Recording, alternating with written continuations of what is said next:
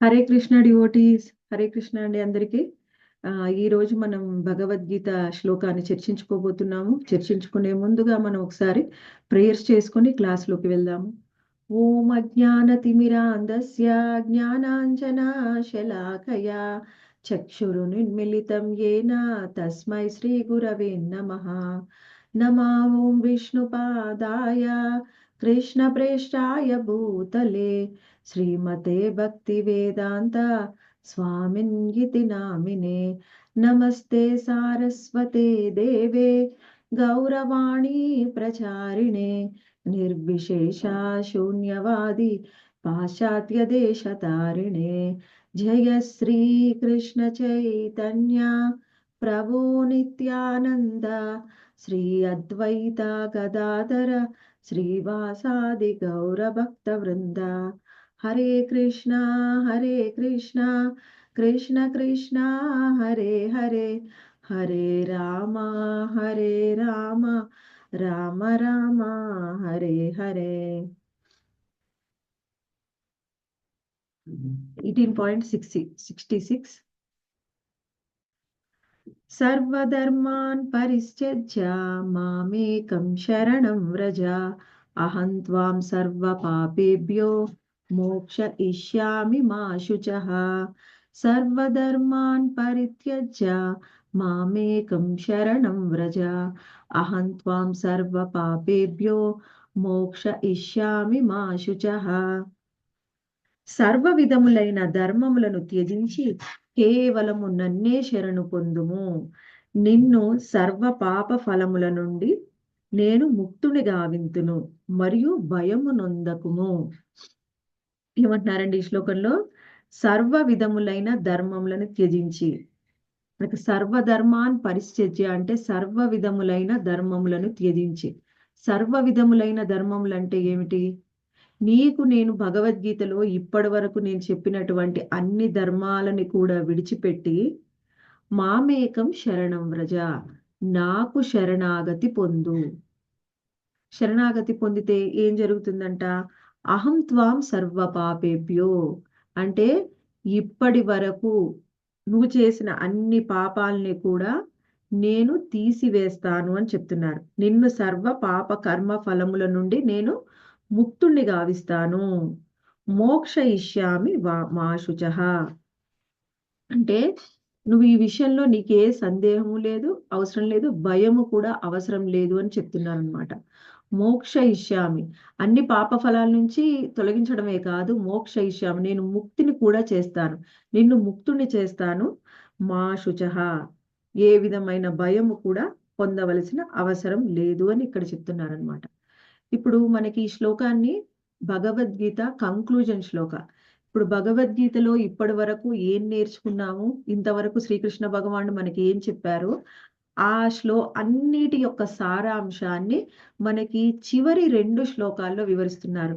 అది 18.65 ఒకటి, 18.66 ఒకటి.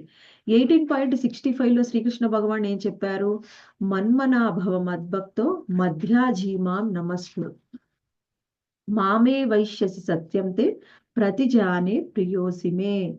అసలు ఒక భక్తుడు ఏ విధంగా ఉండాలి, భక్తుడు ఏ విధంగా శ్రీకృష్ణ భగవానుడిని ఆరాధించాలి అని మనకి సింపుల్ గా కంక్లూజన్ లో మనకి ఇక్కడ చెప్తున్నారనమాట. ఏమంటున్నారు? మన్మనాభవ మద్భక్తో అంటే ఏమిటి? ఎప్పుడు కూడా నా గురించే ఆలోచించు, నా గురించే చింతించు. మన్మన అంటే ఎప్పుడు కూడా నా గురించే చింతన చెయ్యి, నా గురించే ఆలోచించు అని చెప్తున్నారు. మద్భక్తో అంటే నా భక్తుడిక. ఇంకా మళ్ళీ వేరే ఏమి చెప్పట్లేదండి ఇక్కడ. మనము కంక్లూజన్ ని యథావిధిగా తీసుకోవాలి. దీన్ని మనము సరిగ్గా వినకుండా, కొంచెం విని కొంచెం వినకుండా, శ్రద్ధ లేకుండా విని మళ్ళీ మనం ఆచరించేటప్పుడు మనకి ఇష్టమైన విధంగా మనం ఆచరించకూడదు. అప్పుడు దానివల్ల మనం పొందే ఫలితం కరెక్ట్ ఫలితం ఉండదు. ఎందుకంటే నీ ఆచరణ సరిగ్గా లేకపోతే సరి అయిన ఫలితం కూడా ఉండదు. ఇక్కడ ఏమన్నాడు? మద్ భక్తో అంటే నా భక్తుడివి కా అని చెప్తున్నారు. ఇంకా తర్వాత ఏమంటున్నారు ఈ శ్లోకంలో? మద్భక్తో మధ్యాజీమాం. మధ్యాజీమా అంటే నన్ను అర్చించు, నన్ను అర్చించు, నాకు ఆరాధన చెయ్యి, నన్ను పూజించు. ఆ తర్వాత ఏమంటున్నారు? నమస్కురు అంటే నాకు ప్రణామాలు సమర్పించు. ఆయనకు ప్రణామాలు సమర్పించడము. ఆ తర్వాత ఏమన్నారు? మామే వైశ్యసి సత్యం తే. మామే వైశ్యసి అంటే ఈ విధంగా నువ్వు చేస్తే, అంటే ఏ విధంగా 4 చెప్పారు ఇక్కడ. మన్మన, మద్భక్తో, మధ్యాజి, మాం నమస్కురు. ఈ 4 విధాలుగా నన్ను ఆరాధించినట్లయితే మామే వైశ్యసి సత్యంతే, నువ్వు నన్ను పొందుతావు. ఏ విధంగా పొందుతావు? ఖచ్చితంగా నువ్వు నన్నే పొందుతావు. దాంట్లో ఏ విధమైన సందేహం లేదు. సత్యంతే అంటే సందేహం లేదు.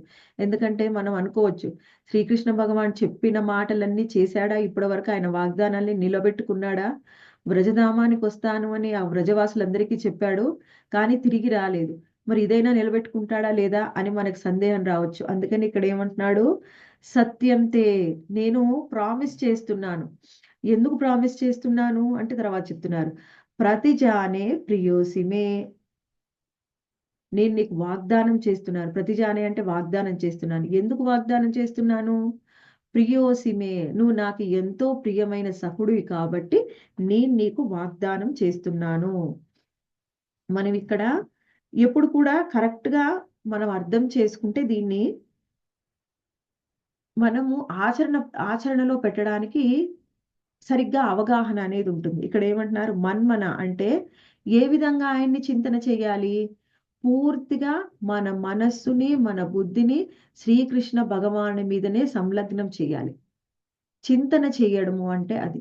ఎప్పుడు కూడా ఆయన గురించే చింతిస్తూ ఉండాలి. మనస్సుతో, బుద్ధితో. ఆ తర్వాత ఏమన్నాడు? మధ్యాజి, మన్మన అన్నారు. తర్వాత మద్భక్తో, కేవలం నా భక్తుడివే ఇంకా వేరే భక్తి గురించి మనకి ఇక్కడ చెప్పడం లేదు. కేవలం ఆయన భక్తుడివే అని చెప్తున్నారు. ఇక్కడ మనము భగవద్గీత శ్రీకృష్ణ భగవానుడు ఇప్పటి వరకు చెప్పిన శ్లోకాలు అన్ని మొత్తం 18 అధ్యాయాలు చెప్పి చివరిగా 65, 66 శ్లోకంలో కంక్లూజన్ చెప్తున్నారనమాట. నువ్వు ఇప్పటి వరకు విన్నవి ఏమి విన్నావో, ఏం అర్థమైందో అదంతా పక్కకు పెట్టు.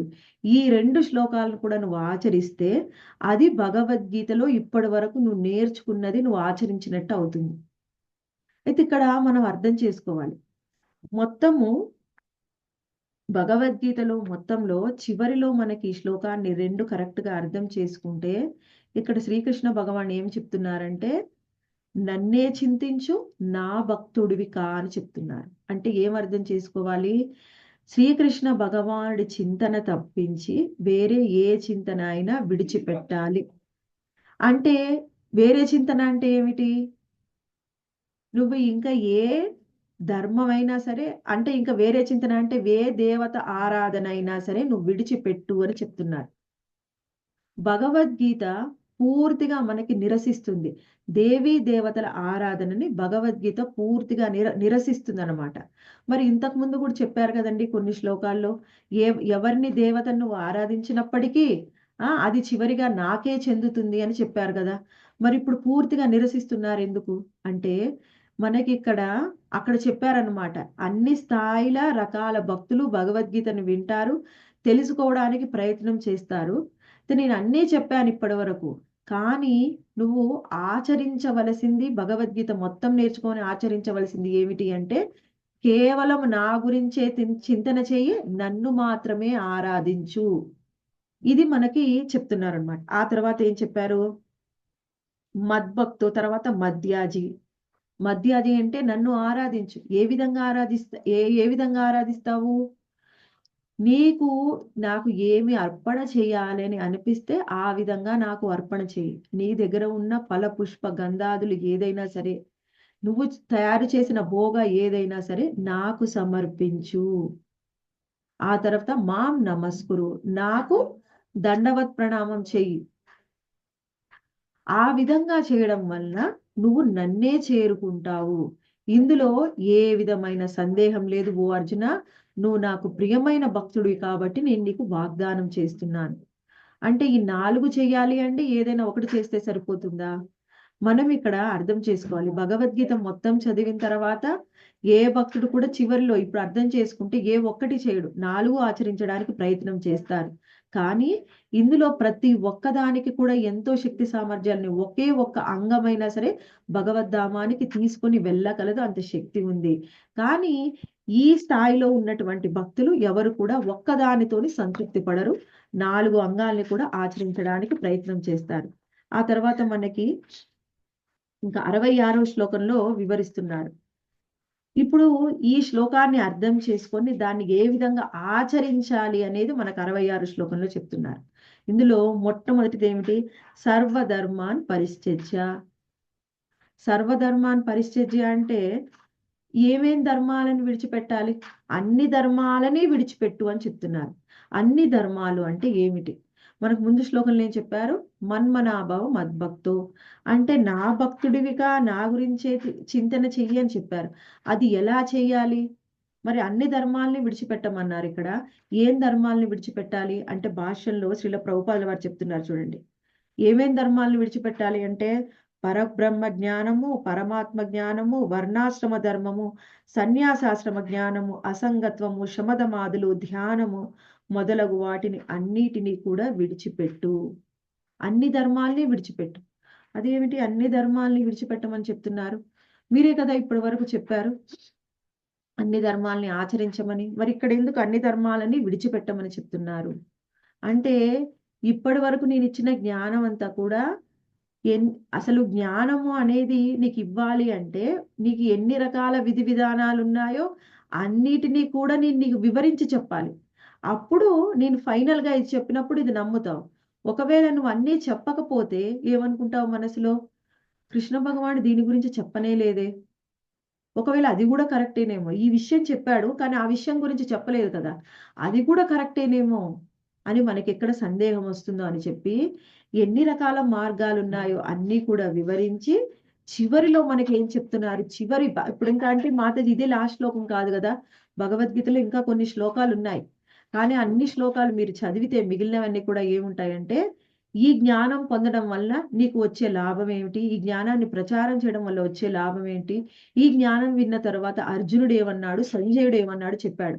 కానీ శ్రీకృష్ణ భగవానుడు చెప్పినటువంటి చివరి ఇన్‌స్ట్రక్షన్ అన్నమాట. ఈ శ్లోకంలో చెప్తున్నారు మనకి ఆచరించవలసింది. ఎవరైతే అన్ని రకాల ధర్మాల్ని కూడా విడిచిపెడతారో ఇక్కడ మనము అర్థం చేసుకోవచ్చు. ఇంకా మనము ఒకవేళ అన్ని ధర్మాలని విడిచిపెట్టమంటే మీరేం చెప్తున్నారు? ఒకవేళ ఏమన్నా సన్యాసం తీసుకోమని ఏమన్నా చెప్తున్నారా? సన్యాసం తీసుకోమని చెప్పడం లేదు. ఎందుకు? సన్యాసం తీసుకోవడం ఏమిటి? కర్మ ఫల త్యాగం. ఇక్కడ నా ఉద్దేశము సన్యాసం తీసుకోమని చెప్పడం కాదు. ఎందుకంటే అర్జునుడు క్షత్రియుడు. క్షత్రియుడికి సన్యాసం తీసుకోమని శ్రీకృష్ణ భగవానుడు చెప్పడు. సన్యాసం తీసుకునే అర్హత ఎవరికి ఉంటుందంటే కేవలం బ్రాహ్మణులకి మాత్రమే ఉంటుంది. వైశ్యుడికి, శూద్రుడికి, క్షత్రియుడికి కూడా సన్యాసం తీసుకోమని శ్రీకృష్ణ భగవానుడు చెప్పాడు. అందుకని ఇది కర్మ సన్యాసం కాదు. పోనీ అనుకోవచ్చు సర్వకర్మ ఫలత్యాగమా? అంటే ఇప్పటివరకు నువ్వు చేసిన అన్ని కర్మల ఏ కర్మ చేసినప్పటికీ వాళ్ళ ఫలితాన్ని త్యాగం చేయమని చెప్తున్నారు శ్రీకృష్ణ భగవానుడు ఏమైనా ఇక్కడ? అది కూడా కాదు. సర్వకర్మ ఫలత్యాగం అని చెప్పడం లేదు. ఇక్కడ ఏం చెప్తున్నారు? దీన్ని మనం అర్థం చేసుకోవాలి అంటే మనకి శ్రీమద్ భాగవతంలో కొన్ని శ్లోకాలనిచ్చారు. వాటిని అర్థం చేసుకుంటే అప్పుడు మనం ఈ శ్లోకాన్ని కరెక్ట్‌గా అర్థం చేసుకోవడానికి వీలవుతుంది. అందులో ఏమంటున్నారంటే దేవర్షి భూతాం నృణాం పితృణాం. ఈ శ్లోకంలో మనకి ఏం వివరిస్తున్నారంటే నువ్వు దేవర్షుల పట్లైనా, పితృదేవతల పట్లైనా, నీ ఆప్తుల పట్లైనా, నీకు భూతాలంటే సర్వజీవుల పట్లైనా, ఏ ఏ దేవతలైనా, పితరులైనా, ఆప్తులైన, బంధువులైనా, భూతాలు అంటే సర్వజీవులైనా, దేవర్షులైనా ప్రతి ఒక్కళ్ళకి కూడా మనము జన్మతః కొన్ని రుణాలు అనేవి ఉంటాయి. ఆ రుణాలు అన్నిటినీ కూడా మనం విడిచిపెట్టవచ్చు. ఏ రుణాలు కూడా మనని బంధించవు. ఒకవేళ మనం ఏం ఆచరించినట్లయితే సర్వధర్మాన్ పరిత్యజ్య మామేకం శరణం వ్రజ. అంటే ఏమిటి?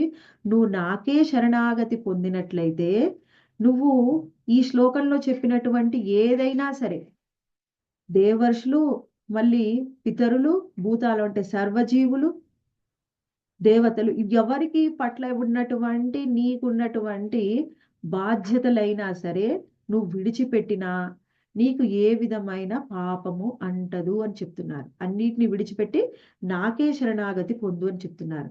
ఆ తర్వాత ఇంకొక శ్లోకంలో ఏం చెప్తున్నారంటే, మర్చో యథాక్త సమస్త కర్మ నివేదిదాత్మ విచికీర్షితో మే తదామృతత్వం ప్రతిపద్యమానో మయాయాత్మ భూయాయ కల్పతేవై. ఈ శ్లోకంలో ఏం చెప్తున్నారంటే, ప్రతి కర్మ ఫలాన్ని కూడా నాకు అర్పించు, నీ ఆత్మతో నాకు సేవ చెయ్యి, అప్పుడు నువ్వు నాకు జన్మ మృత్యు కర్మల నుంచి విముక్తి లభించి నీవు నా ఐశ్వర్యాలని కూడా పొందుతావు అని చెప్తున్నారు.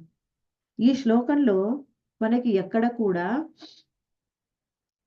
మనకి ఈ శ్లోకాన్ని అర్థం చేసుకుంటే శ్రీకృష్ణ భగవాన్ ఏం చెప్తున్నారంటే, మనకి నీవు నీ ఆత్మతోని నువ్వు కనుక సేవ చేస్తే నాకు నువ్వు జన్మ మృత్యు చక్రం నుంచి బయటపడి అన్ని ఐశ్వర్యాలని కూడా పొందుతావు అని చెప్తున్నారు.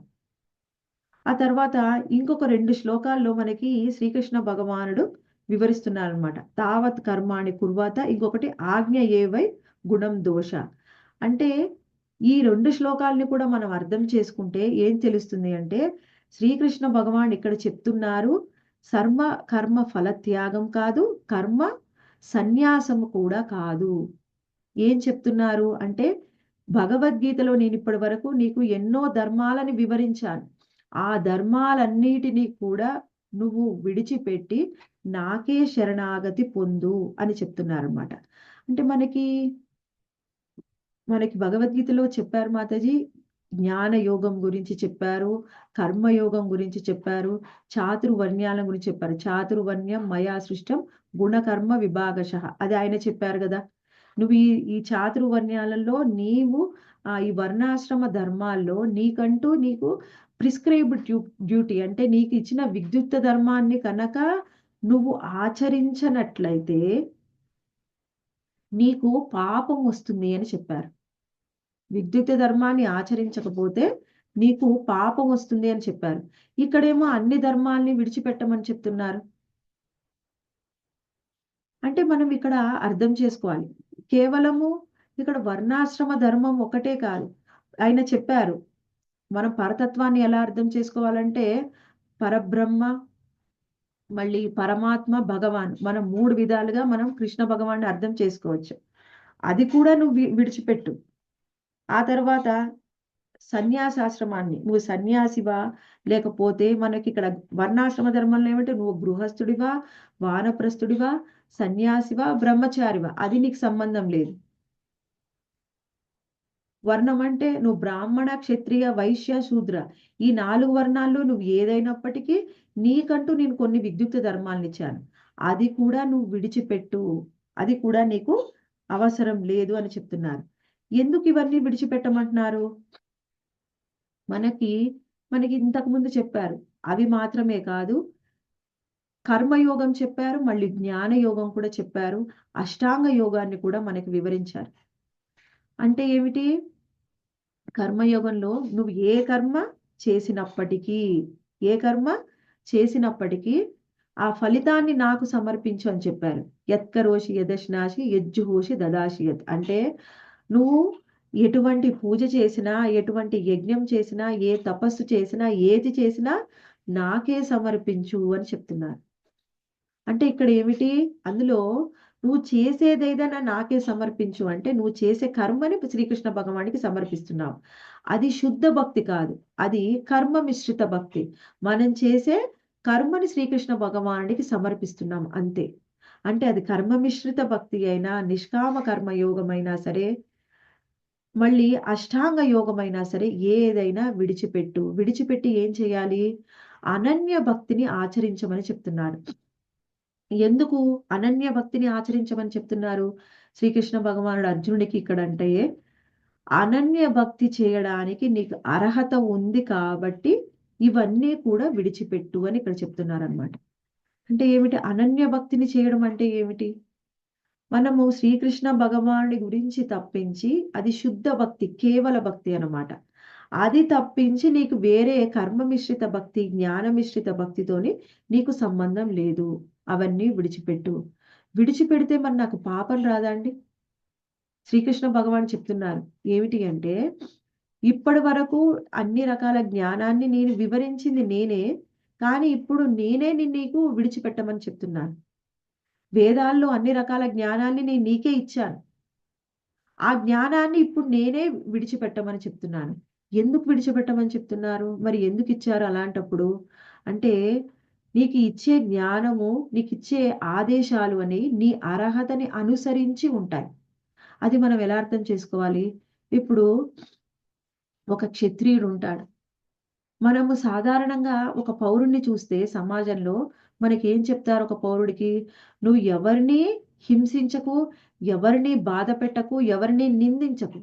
ఇంకా ఎవరినైనా శిక్షించడమే కాదు, ఎవరినైనా చంపడం అంటే అది మహాపాపం. ఆ పాపానికి ఫలితాన్ని నువ్వు అనుభవించవలసిందే అని ఏం చెప్తున్నారు? శ్రీకృష్ణ భగవాన్ చెప్తున్నాడు. ధర్మశాస్త్రం చెప్తుంది. నువ్వు ఏ తప్పు చేసినా నువ్వు తప్పకుండా శిక్షని అనుభవించవలసిందే. మరి ఆ విధంగా ఆదేశం ఇచ్చారు. కానీ శ్రీకృష్ణ భగవాన్ ఏం చెప్తున్నాడు అర్జునుడికి? నువ్వు యుద్ధం చేసి ధర్మాన్ని నిలబెట్టు అని శ్రీకృష్ణ భగవాన్ చెప్తున్నాడు. ధర్మం కూడా అదే చెప్తుంది. ఏం చెప్తుంది? ఒక క్షత్రియుడు ఆయన యొక్క విద్యుక్త ధర్మంలో భాగంగా ఎవరినైనా వధించినట్లయితే అది పాపము కాదు అని చెప్తున్నారు. ఇప్పుడు మనకు కూడా చూస్తే ఒక సైన్యాధికారి అంటే సైన్యంలో పనిచేసేటటువంటి ఒక సైనికుడు యుద్ధంలో భాగంగా ఎవరినైనా చంపితే అది పాపం కాదు. అది పాపం కాకపోగా ఆయన చంపినందుకు ఆయనకు మెడల్స్ కూడా ఇస్తారు. కానీ అటువంటి సైనికుడు ఆ యుద్ధంలో భాగంగా లేకపోతే ప్రభుత్వం ఇచ్చినటువంటి ఆదేశాలలో భాగంగా కాకుండా ఆయన ఇంటికి తిరిగి వచ్చాడు సెలవుల్లో. ఇంటి పక్కింటి వ్యక్తితోని ఏదైనా గొడవ పెట్టుకున్నాడు అనుకోండి. కోపం వచ్చింది. కోపం వచ్చి చంపడం కాదు. కొట్టినా సరే ఆయన పోయి కేసు పెడతాడు. నా ఇంటి పక్కన ఉన్న సైనికుడు వచ్చి నన్ను కొట్టాడు. నువ్వు నువ్వు ఎందుకు కొట్టావు? అదేమిటి అలా అంటున్నారు? నేనక్కడ ఇప్పుడు యుద్ధంలో ఒక వ్యక్తిని చంపేసి వచ్చాను. దానికే మరి ఏమనలేదు. నాకు మెడలిచ్చారు. ఇక్కడ పక్కింటి వ్యక్తిని కొడితే నన్నెందుకు శిక్షిస్తున్నారు? నన్నెందుకు ప్రశ్నిస్తున్నారు? అంటే అక్కడ నీ ధర్మంలో భాగం. అది నీ బాధ్యత కాబట్టి చేశావు. కానీ ఇక్కడ నీ పక్కింటి వ్యక్తిని ఎందుకు దండించావు అంటే, నీకు కోపం వచ్చింది కాబట్టి దండించావు. నీకు కోపం వస్తే దండిస్తే నాకు సంబంధం లేదు. నీ బాధ్యతగా చేస్తే నేను దానికి నీకు అర్హత అనేది లభిస్తుంది. అది ఇక్కడ మనం అర్థం చేసుకోవాలి. ఇక్కడ మనకి శ్రీకృష్ణ భగవాన్ ఏం చెప్తున్నాడు? యాక్చువల్‌గా శ్రీకృష్ణ భగవాన్ చెప్పారు. ఎవరిని నువ్వు బాధ పెట్టవద్దు. అహింస అంటే ఇక్కడ మనకి వివరణ కూడా ఇచ్చారు. అహింస అంటే కేవలము ఎవరినో చంపడం కాదు. మాటల ద్వారా ఎవరిని బాధ పెట్టినా కూడా అది అహింసే అని చెప్తున్నారు. శ్రీకృష్ణ భగవానే చెప్పాడు భగవద్గీతలో. అటువంటిది ఇక్కడేమంటున్నాడు అర్జునుడితోని, "ఓ అర్జునా! నువ్వు యుద్ధం చెయ్యి. ధర్మాన్ని స్థాపన చెయ్యి. నువ్వు యుద్ధం చేయకుండా కనుక నువ్వు పారిపోయి భిక్షాటన చేసుకుంటే నీకు పాపం లభిస్తుంది. యుద్ధం చేసి యుద్ధ భూమిలో మరణించినా నీకు స్వర్గం లభిస్తుంది" అని చెప్తున్నారు. అంటే ఏమిటి? మనకి ఇచ్చేటటువంటి ఆదేశము, ఇన్‌స్ట్రక్షన్ ఏదైనా మన అర్హత మీద ఆధారం చేసుకొని ఉంటుంది. నువ్వు క్షత్రియుడివైతే నీ అర్హత పెరిగిపోతుంది. అప్పుడు నీకిచ్చే ఆదేశం వేరు. నువ్వొక బ్రాహ్మణుడివైతే నీకిచ్చే ఆదేశం వేరు. నువ్వొక వైశ్యుడివైతే నీకిచ్చే ఆదేశం వేరు. నువ్వొక శూద్రుడివైతే నీకిచ్చే ఆదేశం వేరు. అంటే మన అర్హతని బట్టి మనకిచ్చే ఇన్‌స్ట్రక్షన్ అనేది మారిపోతుంది. ఇక్కడ ఏం చెప్తున్నాడు శ్రీకృష్ణ భగవానుడు? కేవలం అర్జునుడికి చెప్తున్నాడు. అర్జునుడికి ఇవన్నీ అవసరం లేదు. అర్జునుడు ముక్తాత్ముడు, శుద్ధ భక్తుడు. ఆయన ఎప్పుడూ అనన్య భక్తిని చెయ్యగలడు. కానీ ఇప్పుడు అర్జునుడి ద్వారా మనకందరికీ ఆయన సందేశం ఇస్తున్నాడు. ఏమిస్తున్నాడు? ఇప్పటి వరకు నువ్వు ఎంతో జ్ఞానం పొందావు. ఈ జ్ఞానం ద్వారా నీకంటూ కొంత స్థాయి వచ్చింది. భగవద్గీత మొత్తం విని నీకంటూ కొంత స్థాయి వచ్చింది.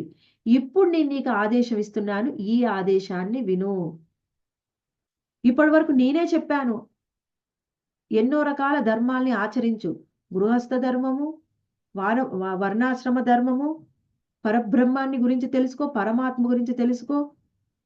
నీకు నువ్వు జన్మతః నీకు దేవతల రుణం, పితృ రుణం అన్నీ ఉంటాయి. అన్నీ ఆచరించు. ఆచరించకపోతే నీకు పాపం వస్తుంది అని చెప్పాడు. నరకానికి వెళ్తామని చెప్పాడు. ఇప్పుడు ఆచరించనవసరం లేదు అని ఆయనే చెప్తున్నాడు. అంటే ఏమిటి? కంక్లూజన్‌గా శ్రీకృష్ణ భగవానుడు ఏం చెప్తున్నాడో మనం అర్థం చేసుకోవాలి. ఇప్పటి వరకు నీకిచ్చిన అన్ని ధర్మాలని కూడా విడిచిపెట్టి ఏం చేయమంటున్నాడు? మాం ఏకం శరణం వ్రజ. మాం అంటే నన్ను, ఏకం అంటే నా ఒక్కడినే శరణాగతి పొందు. నన్నొక్కడినే శరణాగతి పొందు. నాకు ఒక్కడికే శరణాగతి పొందు. నీ శరణాగతిలో ఇంకా ఎవరూ అవసరం లేదు. నీ శరణాగతిలో నేను తప్ప ఇంకా ఎవరూ ఉండవలసిన అవసరం లేదు. నేను గృహస్థుండండి, నేను వీళ్ళందరికీ శరణాగతి పొందుతాను. అవసరం లేదు. ఎవరికీ శరణాగతి పొందకుండా కేవలం శ్రీకృష్ణ భగవానుడికే శరణాగతి పొందితే మనకేం లభిస్తుంది? ఒకవేళ శ్రీకృష్ణ భగవానుడికే శరణాగతి పొందడం వలన, ఈ అన్ని ధర్మాలని విడిచిపెట్టడం వలన ఏమైనా సరే పాపం వచ్చినట్లయితే శ్రీకృష్ణ భగవానుడు ఇక్కడ చెప్తున్నారు, అహం త్వాం సర్వ పాపేభ్యో, అటువంటి అన్ని పాపాలని కూడా నేను తీసివేస్తాను. నువ్వు ఇప్పటి వరకు జన్మల్లో చేసుకున్నటువంటి ఏ పాపమైనా నీకు అంటదు. అదొక్కటే కాదు, ఒకవేళ ఈ ధర్మాలు నువ్వు ఆచరించకపోవడం వల్ల ఏమన్నా పాపం వచ్చినప్పటికీ కూడా నేను అది తీసివేస్తాను. అయితే దీన్ని మనం అర్థం చేసుకునే విధానం కరెక్ట్‌గా అర్థం చేసుకోవాలి. ఎందుకంటే మన స్థాయి అది లేదు. నేను కేవలం శ్రీకృష్ణ భగవానుడికి మాత్రమే శరణాగతి పొందడం లేదు. నేనేం చేస్తున్నాను? నేను అందరికీ శరణాగతి పొందుతున్నాను. ఆ! మనము కృష్ణ సేవలో కూడా మనకి ఎన్నో రకాల లిమిటేషన్స్ ఉన్నాయి. ఈ స్థాయిలో శ్రీకృష్ణ భగవానుడు భగవద్గీత కంక్లూజన్‌లో చెప్పాడు. కానీ నా స్థాయి మాత్రం భగవద్గీత మొదటి శ్లోకం రెండవ అధ్యాయం, మొదటి అధ్యాయం, మూడవ అధ్యాయంలోనే నేను నిలిచిపోయాను. అంటే ఈ శ్లోకం మనకి వర్తించదు. మన స్థాయి ఏమిటి? ఎవరైతే భక్తిలో పురోగతి చెందాలి అనుకుంటున్నారో వాళ్ళకి ఈ శ్లోకం వర్తిస్తుంది. శ్రీకృష్ణ భగవానుడికే నువ్వు కేవలం శరణాగతి పొందితే అప్పుడు నువ్వు అన్ని పాపాల నుంచి నువ్వు బయటపడతావు. లేకపోతే ఇది జరగదు.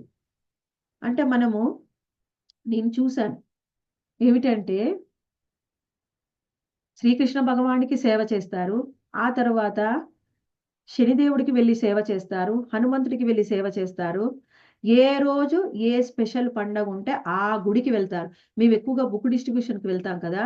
అక్కడికి వచ్చే వాళ్ళని భక్తుల్ని చూస్తే, వాళ్ళని మేము ఏ గుడికి వెళ్తామో ఆ గుడిలో వాళ్ళే కనిపిస్తారనమాట. వాళ్ళకి చెప్పడం లేదు ఈ శ్లోకాన్ని. వాళ్ళకి చెప్పడం లేదు. ఎవరికి చెప్తున్నారు? ఎవరికైతే శ్రీకృష్ణ భగవానుడికే శరణాగతి పొంది భక్తిలో నేనింకా పురోగతి చెందాలి. నేను ఆధ్యాత్మికంగా పురోగతి చెందాలి. నేను భగవద్ధామానికి చేరుకోవాలి. కేవలం ఆయన సేవనే చెయ్యాలి నేను అని ఎవరైతే భావిస్తున్నారో వాళ్ళకి చెప్తున్నారు ఈ శ్లోకాన్ని. కృష్ణ భగవానుడికి కాకుండా అందరికీ శరణాగతి పొందిన వాళ్ళకి ఈ శ్లోకం వర్తించదు. ఎందుకంటే వర్తించదు అంటే వాళ్ళు కూడా అర్థం చేసుకోవచ్చు. కానీ వాళ్ళు ఆ స్థాయిలో లేరు. వాళ్ళకి ఈ శ్లోకంలో శ్రీకృష్ణ భగవానుడు ఏం చెప్పాడు? అహం త్వాం సర్వ పాపేభ్యో, వాళ్ళ అన్ని కర్మల్ని పాపాల్ని నేను తీసేస్తాను అని చెప్తున్నాడు. అది వాళ్ళకి జరగదు. మనకి అనిపించవచ్చు. ఏమిటి? ఒకవేళ నేను అన్ని ధర్మాలని విడిచిపెడితే పాపం వస్తుందా? ఏ విధమైన పాపము రాదు. ఇది మనం అర్థం చేసుకోవాలి. మనము మనం ఎలా అర్థం చేసుకోవాలంటే, ఇక్కడ మనం ఈ శ్లోకాన్ని అర్థం చేసుకోవడానికి మనకి ఇక్కడ ఇంకొకటి చెప్తున్నారనమాట. ఇది శ్రీకృష్ణ భగవాన్ డైరెక్ట్ ఆర్డర్. అంటే ఈ శ్లోకంలో ఆయన చెప్పేది డైరెక్ట్‌గా మనకొక కంక్లూజన్ ఇన్‌స్ట్రక్షన్ ఇస్తున్నారు. దీన్ని అర్థం చేసుకోవాలి అంటే మనకి శ్రీల ప్రభుపాదుల వారి భాష్యంలో ఇచ్చారు. ఏం చెప్తున్నారు? ఇది 11వ అధ్యాయము శ్రీమద్ భాగవతము. ఇది హరిభక్తి విలాసం నుంచి తీసుకున్నారండి. అనుకూల్యస్య సంకల్ప ప్రతికూల్యస్య వర్జనం, రక్షిష్యతీతి విశ్వాసో గోప్తృప్తే వరణం తదా, ఆత్మవిక్షేప కార్పణ్యే షడ్విధ శరణాగతి. మనం ఈ శ్లోకాన్ని అర్థం చేసుకుంటే శ్రీకృష్ణ భగవాన్ ఇక్కడ ఏం చెప్తున్నారు అనేది మనకు కొంచెం అర్థమవుతుంది. అనుకూల్యస్య సంకల్ప, అనుకూల్యస్య సంకల్ప అంటే ఏమిటి? శాస్త్రానుసారంగా మనము భక్తిలో పురోగతి చెందడానికి, ఆధ్యాత్మికంగా పురోగతి చెందడానికి మనకి ఏ విధమైన ఆదేశాన్ని ఇచ్చారో అవి మాత్రమే స్వీకరించాలి, అవి మాత్రమే మనం ఫాలో చేయాలి. ప్రతికూల్యస్య వర్జనం అంటే ప్రతికూలమైన భక్తికి, పురోగతికి, ఆధ్యాత్మిక పురోగతికి ప్రతికూలమైన వాటిని అన్నిటినీ కూడా నిరసించాలి, అంటే పక్కకు పెట్టేయాలి, వాటిని మనం ఆచరించకూడదు. ఏమిటండి? భక్తికి ప్రతికూలమైనవి ఏమిటి, అనుకూలమైనవి ఏమిటి? మనం ఇవి రెండు అర్థం చేసుకుంటే మిగిలిన శ్లోకం అంతా అర్థమైనట్టే. ఏంటి అనుకూలం, ఏంటి ప్రతికూలం, ఇది మనం అర్థం చేసుకున్నాం. మనము ఒకవేళ అనుకూలము ప్రతికూలం అర్థం చేసుకోవాలి అంటే ఇక్కడ మనం అనుకుంటాం ఏమిటి? నాకు ఒక ఫంక్షన్ ఉందండి, ఒక పార్టీ ఉంది, నేను ఖచ్చితంగా అది వెళ్ళాలి. వెళ్ళకపోతే మా బంధువులందరూ బాధపడతారు, కానీ వెళ్తే మాత్రం అక్కడ ఉన్న వాళ్ళు నా మైండ్ని డిస్టర్బ్ చేసి నాకు కొన్ని రోజులు నేను డివోషనల్ సర్వీస్లో వెనకబడిపోతాను. ఎందుకంటే వాళ్ళ మాటల యొక్క ప్రభావం నా మీద చూపిస్తుంది. నేను ఇంకా ఆ స్థాయిలో లేను, ఎవరు ఏమన్నా కానీ పట్టించుకోలేని స్థితిలో నేను లేను. అయినప్పటికీ నేను వెళ్తాను, అయినప్పటికీ నా పక్కింటి ఆవిడతోనే మాట్లాడాలి. మాట్లాడకపోతే ఆమె రోజు పిలుస్తుంది, లేకపోతే ఆమె ఏమనుకుంటుందో. కానీ ఆమె మాటలు ఎలా ఉన్నాయంటే నన్ను డిస్టర్బ్ చేస్తున్నాయి. నాకు చాంటింగ్ చేస్తుంటే ఆమె మాటలే గుర్తొస్తున్నాయి. అప్పుడు నువ్వు ఆమెతోని మాట్లాడకూడదు. మాట్లాడకపోతే ఆమె ఏమనుకుంటుందో, నువ్వు ఏమనుకుంటుందో అని ఆలోచిస్తే నీ ఆధ్యాత్మిక పురోగతి అక్కడే జీరో అయిపోతుంది. మనము భక్తిలో మొదటి అడుగు వేయడానికి కూడా ఆలోచిస్తున్నాము అని అర్థం. భక్తికి ఏది అనుకూలమో అవి మాత్రమే స్వీకరించాలి, భక్తికి ఏది ప్రతికూలమో వాటిని మనం నిర్మోహమాటంగా వాటిని త్యజించాలి. మనం భక్తిలో పురోగతి చెందాలి అంటే ఏమిటి అని మనకి హరిభక్తి విలాసంలో క్లియర్గా చెప్తున్నారు. అనుకూల్యమైనవి స్వీకరించు, ప్రతికూలమైనవి వర్జించు. అది ఎవరైనా సరే, నీ కూతురే గాని, నీ కొడుకే గాని, నీ బంధువులే గాని, ఎవరైనా సరే వాళ్ళ సాంగత్యంతోనే ఆధ్యాత్మిక పురోగతి కనుక కుంటుపడుతూ ఉంటే ఎంత తక్కువ వీలైతే అంత తక్కువ సాంగత్యం వాళ్ళకి తీసుకోవాలి, ఎక్కువ సాంగత్యం తీసుకోకూడదు. ఇది మనం ఒకటి తెలుసుకోవాలి. ఆ తర్వాత ఏమంటున్నారు? రక్షిష్యతీతి విశ్వాసో, నేను నిన్ను రక్షిస్తాను. ఎలా రక్షిస్తాను? గోతృత్వే వరణం త్వదా అంటే నేను ఎలా నిన్ను రక్షిస్తాను అంటే కేవలము మనం ఇక్కడ అర్థం చేసుకోవాలి ఏమిటి? గోతృత్వే వరణం తదా. వరణము అంటే మెయింటైన్. ఆయన మన యొక్క బాధ్యతని కూడా తీసుకుంటాడు. ఏ విధంగా తీసుకుంటారు? ఏ విధంగా మన యొక్క బాధ్యతను తీసుకుంటాడు శ్రీకృష్ణ భగవానుడు అంటే మనం చూడవచ్చు. మనకి ద్రౌపదీదేవి చివరి సమయంలో ఆమెకి కష్టం వచ్చినప్పుడు ఏం చేశాడు? ఆమె యొక్క కష్టాన్ని తీర్చి రక్షించాడు. ఆమె బాధ్యతని కూడా తీసుకున్నాడు. పాండవుల యొక్క బాధ్యతని పూర్తిగా తీసుకున్నాడు. కేవలం ద్రౌపదీదేవి యొక్క బాధ్యతని అక్కడ ఏమిటి? ఆ యొక్క అసత్సభలో ఆమెని రక్షించాడు శ్రీకృష్ణ భగవానుడు. ఆమె రక్షించే బాధ్యతని తీసుకున్నాడు. బాధ్యత తీసుకున్నాడు కాబట్టి ఎక్కడో ద్వారకలో ఉన్న శ్రీకృష్ణ భగవానుడు ఎక్కడికి వచ్చాడు? హస్తినాపురానికి వచ్చాడు. హస్తినాపురానికి వచ్చాడు. ఎప్పుడు బాధ్యత తీసుకుంటాడో శ్రీకృష్ణ భగవానుడు మన కోసం ఎక్కడికైనా రావడానికి సిద్ధపడతాడు. సిద్ధపడి అప్పుడు మనని రక్షిస్తాడు.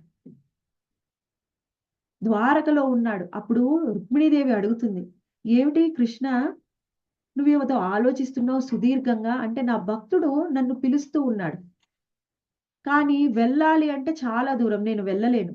ఎందుకు వెళ్ళలేవు నువ్వు చాలా దూరం? మన దారుక ఉన్నాడు కదా, ఆ దారుక ఎంత ఫాస్ట్గా అయినా రథాన్ని నడిపించగలడు.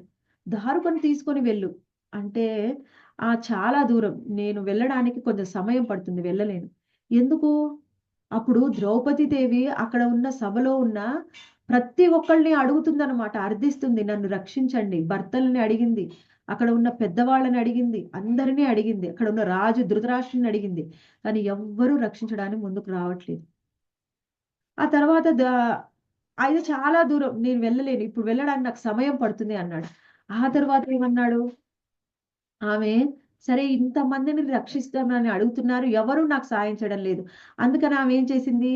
ఆమె శక్తి మీదనే ఆమె ఆధారపడింది. గట్టిగా పట్టుకొని ఆమె వస్త్రాన్ని ఆమె కాపాడుకోవడానికి ప్రయత్నం చేస్తుంది. అప్పుడు రుక్మిణీదేవి అన్నది, "నీకెందుకు బాధ? ద్వారకకు తీసుకెళ్ళకపోతే గరుడ ఉన్నాడు కదా! గరుడుని పిలువు. నిన్ను ఒక్క నిమిషంలో ఇక్కడి నుంచి అక్కడికి దింపేస్తాడు." లేదు లేదు. అది కూడా దూరమే.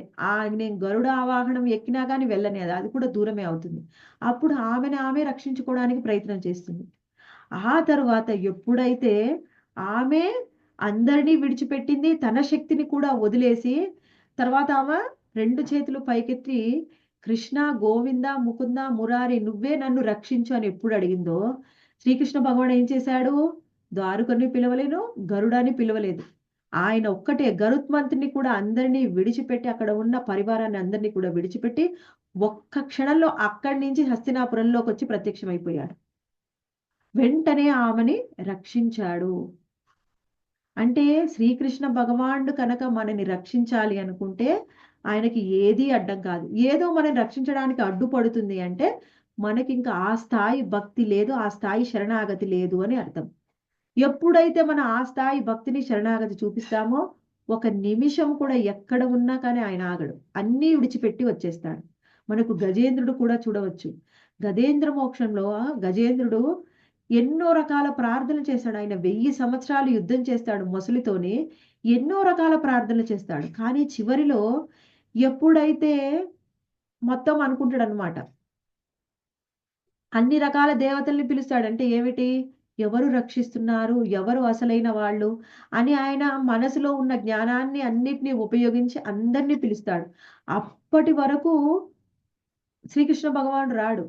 ఎప్పుడైతే ఈ మొత్తం సృష్టిని సృష్టించి, పోషించి, లయం చేసే ఓ భగవంతుడివైన, ముకుందుడివైన నువ్వే వచ్చి నన్ను రక్షించు అని అప్పుడైతే పిలుస్తాడో గజేంద్రుడు, అప్పుడు వస్తాడు. ఆ వచ్చినప్పుడు మనకి ఆచార్యులు వివరిస్తూ ఉంటారు. ఏమిటి? ఆయన ఏమీ పట్టించుకోలేదంట. గరుడాని ఆయన పట్టించుకోలేదు. లక్ష్మీదేవిని పట్టించుకోలేదు. అక్కడ ఉన్నటువంటి ఎంతోమంది పరివారం ఉన్నారు. వాళ్ళందరినీ కూడా పట్టించుకోకుండా ఆయన కేవలము గజేంద్రుడిని రక్షించడానికి పరుగు పరుగున వచ్చాడంట. అంటే ఏమిటి? మనం ఎప్పుడైతే మనము అనన్య భక్తితోని కృష్ణుడిని సేవిస్తామో, అప్పుడేం జరుగుతుంది? మన బాధ్యతని ఆయనే తీసుకుంటాడు, మనని ఆయనే రక్షిస్తాడు. ఆ తర్వాత ఏముంది? ఆత్మ విక్షేప కార్పణ్యే షడ్విధ శరణాగతిః. మనం ఇక్కడ మనము ఎటువంటి ఎటువంటి శరణాగతి ఉండాలంట? నన్ను నువ్వు రక్షించాలి, నువ్వు నా బాధ్యతని తీసుకోవాలి అంటే, శరణాగతి ఏ విధంగా ఉండాలి అంటే, ఎటువంటి కార్పణ్య దోషం ఉండొద్దు. షడ్విధ శరణాగతి. 6 విధాలుగా నువ్వు నాకు శరణాగతి పొందు అని చెప్తున్నారనమాట. 6 విధాలుగా అంటే, నువ్వు ఎన్ని విధాలుగా శరణాగతి పొందడానికి వీలుగా ఉంటుందో, అన్ని విధాలుగా నువ్వు నాకు శరణాగతి పొందు. నీ శరణాగతిలో ఏ విధమైన ఆ లోటుపాటు ఉండేది ఉండకూడదు. 100% నువ్వు నాకు శరణాగతి పొందితే, అప్పుడు ఏం చేస్తానని చెప్తున్నాడు? నిన్ను రక్షిస్తాను, నీ బాధ్యతని నేను తీసుకుంటాను అని చెప్తున్నాడు. భక్తిలో పురోగతి చెందడానికి మనకి ఈ శ్లోకం ఉపయోగపడుతుంది. మనం ఇక్కడ ఎప్పుడైతే మనము సర్వధర్మాన్ పరిత్యజ్య మామేకం శరణం వ్రజ అంటే, అన్ని ధర్మాలని కూడా విడిచిపెట్టి నువ్వు కేవలం నాకే శరణాగతి పొందు అని కంక్లూజన్‌గా శ్రీకృష్ణ భగవానుడు మనకి ఇక్కడ చెప్తున్నాడు. ఎవరైతే ఆ విధంగా ఆయనకి శరణాగతి పొందుతారో, అహం త్వాం సర్వ పాపేభ్యో, నీ అన్ని పాపాల నుంచి కూడా నేను దూరం చేస్తాను. మోక్షయిష్యామి మా శుచః, నేను నీకు ముక్తిని ప్రసాదిస్తాను అని చెప్తున్నాను. ముక్తిని ప్రసాదిస్తాను. మనము ఇక్కడ ఒకటి అర్థం చేసుకోవాలి. అంటే ఇదేనా మాతాజీ ఉత్తమ భక్తి? ఈ శ్లోకంలో మనకు ఉత్తమ భక్తి గురించి చెప్తున్నారా? ఇది ఉత్తమ భక్తి కాదు. ఉత్తమ భక్తిని ఆచరించడానికి మనకు ఉండేటువంటి అర్హత. ఎవరైతే నువ్వు అన్ని ధర్మాలను విడిచిపెట్టి కేవలం శ్రీకృష్ణ భగవానికి శరణాగతి పొందుతారో అప్పుడు వాళ్ళు ఉత్తమ భక్తిని ఆచరించడానికి అర్హత అనేది పొందుతారు. అంటే భగవద్గీత మొత్తం కంక్లూజన్ శ్లోకంలో కూడా అనన్య భక్తి గురించి, అనన్య భక్తిని ఆచరించు అని చెప్పడం లేదు, అనన్య భక్తిని ఆచరించడానికి ఎటువంటి అర్హతని పొందాలో చెప్తున్నారు. కానీ భగవద్గీతలో మనకి 9వ అధ్యాయం 22వ శ్లోకంలో ఒక శ్లోకం వస్తుంది. ఏమిటంటే అనన్యాశ్చింతయంతో మాం యోజనా పర్యుపాసతే తేషాం నిత్యాభియుక్తానాం యోగక్షేమం వహామ్యహం. ఈ శ్లోకాన్ని మనం అర్థం చేసుకుంటే అసలు అనన్య భక్తి అనేది ఏమిటో మనకి ఉదాహరణగా చెప్పారు తప్పించి అనన్య భక్తిని ఆచరించే అర్హత గురించి ఇంకా మనకి ఇక్కడ వివరించలేదు భగవద్గీతలో. ఉదాహరణగా చెప్పారు. అనన్య భక్తి అంటే ఏమిటి? ఇక్కడ ఏమంటున్నారు? అనన్యాశ్చింతయంతో మాం, కేవలం నా దివ్య రూపాన్నే నిరంతరం నువ్వు ధ్యానించు. అనన్య భక్తిచే సదా నన్ను అర్చించిన వాళ్ళకి ఏ జనా పర్యుపాసతే అంటే అనన్య భక్తితో నువ్వు నన్నే అర్చిస్తే ఏం చెప్తున్నాడు? తేషాం నిత్యాభియుక్తానాం, నీ యోగక్షేమాలని నేను చూసుకుంటాను. యోగక్షేమాలను చూసుకోవడం అంటే ఏమిటి? తేషాం నిత్యాభియుక్తానాం యోగక్షేమం వహామ్యం. యోగక్షేమాలు చూడడం అంటే ఏమిటి? ఇప్పటి వరకు నీకు ఏమేమి ఉన్నాయో అన్ని రక్షిస్తాను, నీకు ఏం లేవో అవి కూడా నేను నీకు ఇస్తాను, నీకు ఏం కావాలనుకుంటున్నావు అవి కూడా నేను సమకూరుస్తాను, నీకు ఏమి ఉన్నాయో అవి రక్షిస్తాను. అంటే ఏమిటండి? మరి అన్ని నన్ను రక్షిస్తున్నాడు శ్రీకృష్ణ భగవానుడు అన్ని విధాలుగా. అంటే అనన్య భక్తి చేయడానికి వీలైనవి మనకిస్తాడు, మనకు భక్తిలో దూరం చేసేవి మనకి ఇవ్వడు. అందుకనే మనం ఎక్కువగా చెప్తూ ఉంటాం శ్రీకృష్ణ భగవానుడు ఎప్పుడూ కూడా ఒక తల్లిదండ్రుల్లాగా, తల్లిదండ్రులు పిల్లలకి ఏమి యోగ్యమైనవి అవే ఇస్తారు. అంతే తప్ప ఒక చిన్న పిల్లవాడికి ఆరోగ్యం బాలేదు, చలికాలం జలుబు చేస్తే తల్లి ఐస్ క్రీమ్ కూడా ఇవ్వదు. అంటే ఐస్ క్రీమ్‌లో ఏమన్నా అంత పాయిజన్ ఉందా? ఏం లేదు. కాకపోతే జలుబు చేస్తుంది అంతే. కానీ అది నీకు మంచిది కాదు, ఇవ్వను అని చెప్తుంది. ఒకవేళ తప్పకుండా మనం కావాలని మొండు పట్టు పడితే తల్లి ఇస్తుంది తప్ప అంతకు మించి ఇవ్వదనమాట. అంటే ఇక్కడ మనం అర్థం చేసుకోవాలి శ్రీకృష్ణ భగవానుడు మనకి ఏం చెప్తున్నారు ఈ శ్లోకంలో. అనన్య భక్తి ఎవరైతే ఆచరిస్తారో వాళ్ళ యోగక్షేమాలని నేను చూసుకుంటాను, వాళ్ళకు ఉన్నవి నేను రక్షిస్తాను, వాళ్ళకి లేనివి నేను ఇస్తాను అని చెప్తున్నారు. ఇది అనన్య భక్తి. మొత్తం భగవద్గీతలో అనన్య భక్తి ఏమిటో ఈ శ్లోకంలో చెప్పారు.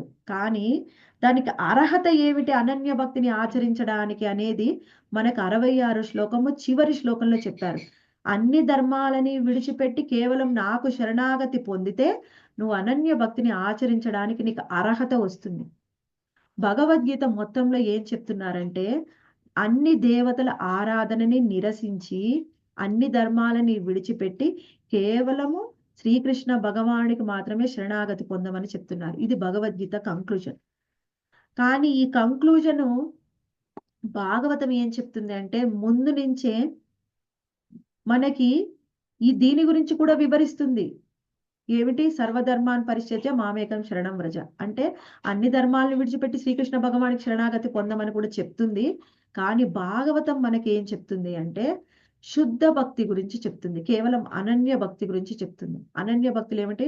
అన్యాభిలాషిత శూన్యం జ్ఞాన కర్మాది అనావృతం అనుకూల్యేన కృష్ణానుశీలనం, అనుకూల్యేన కృష్ణానుశీలనం అది ఉత్తమమైన భక్తి అని చెప్తుంది. అంటే ఏ విధమైన అభిలాష లేకుండా, నీకు అన్యాభిలాషిత శూన్యం, ఏ విధమైన అభిలాష లేకుండా జ్ఞాన కర్మాది అనావృతం, జ్ఞానం ద్వారా కర్మ ద్వారా వచ్చే ఫలితాలని కూడా పొందాలి అని, నీ కోసం నీవు ఉపయోగించుకోవాలి అని, దానివల్ల లాభాన్ని పొందాలని కూడా నువ్వు చూడకు.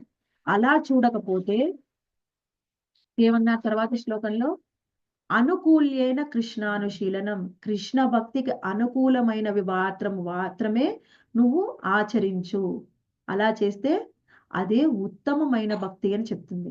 భాగవతము ఉత్తమ భక్తితోనే ప్రారంభమవుతుంది. ఉత్తమ భక్తిని అది మనకి వివరిస్తుంది.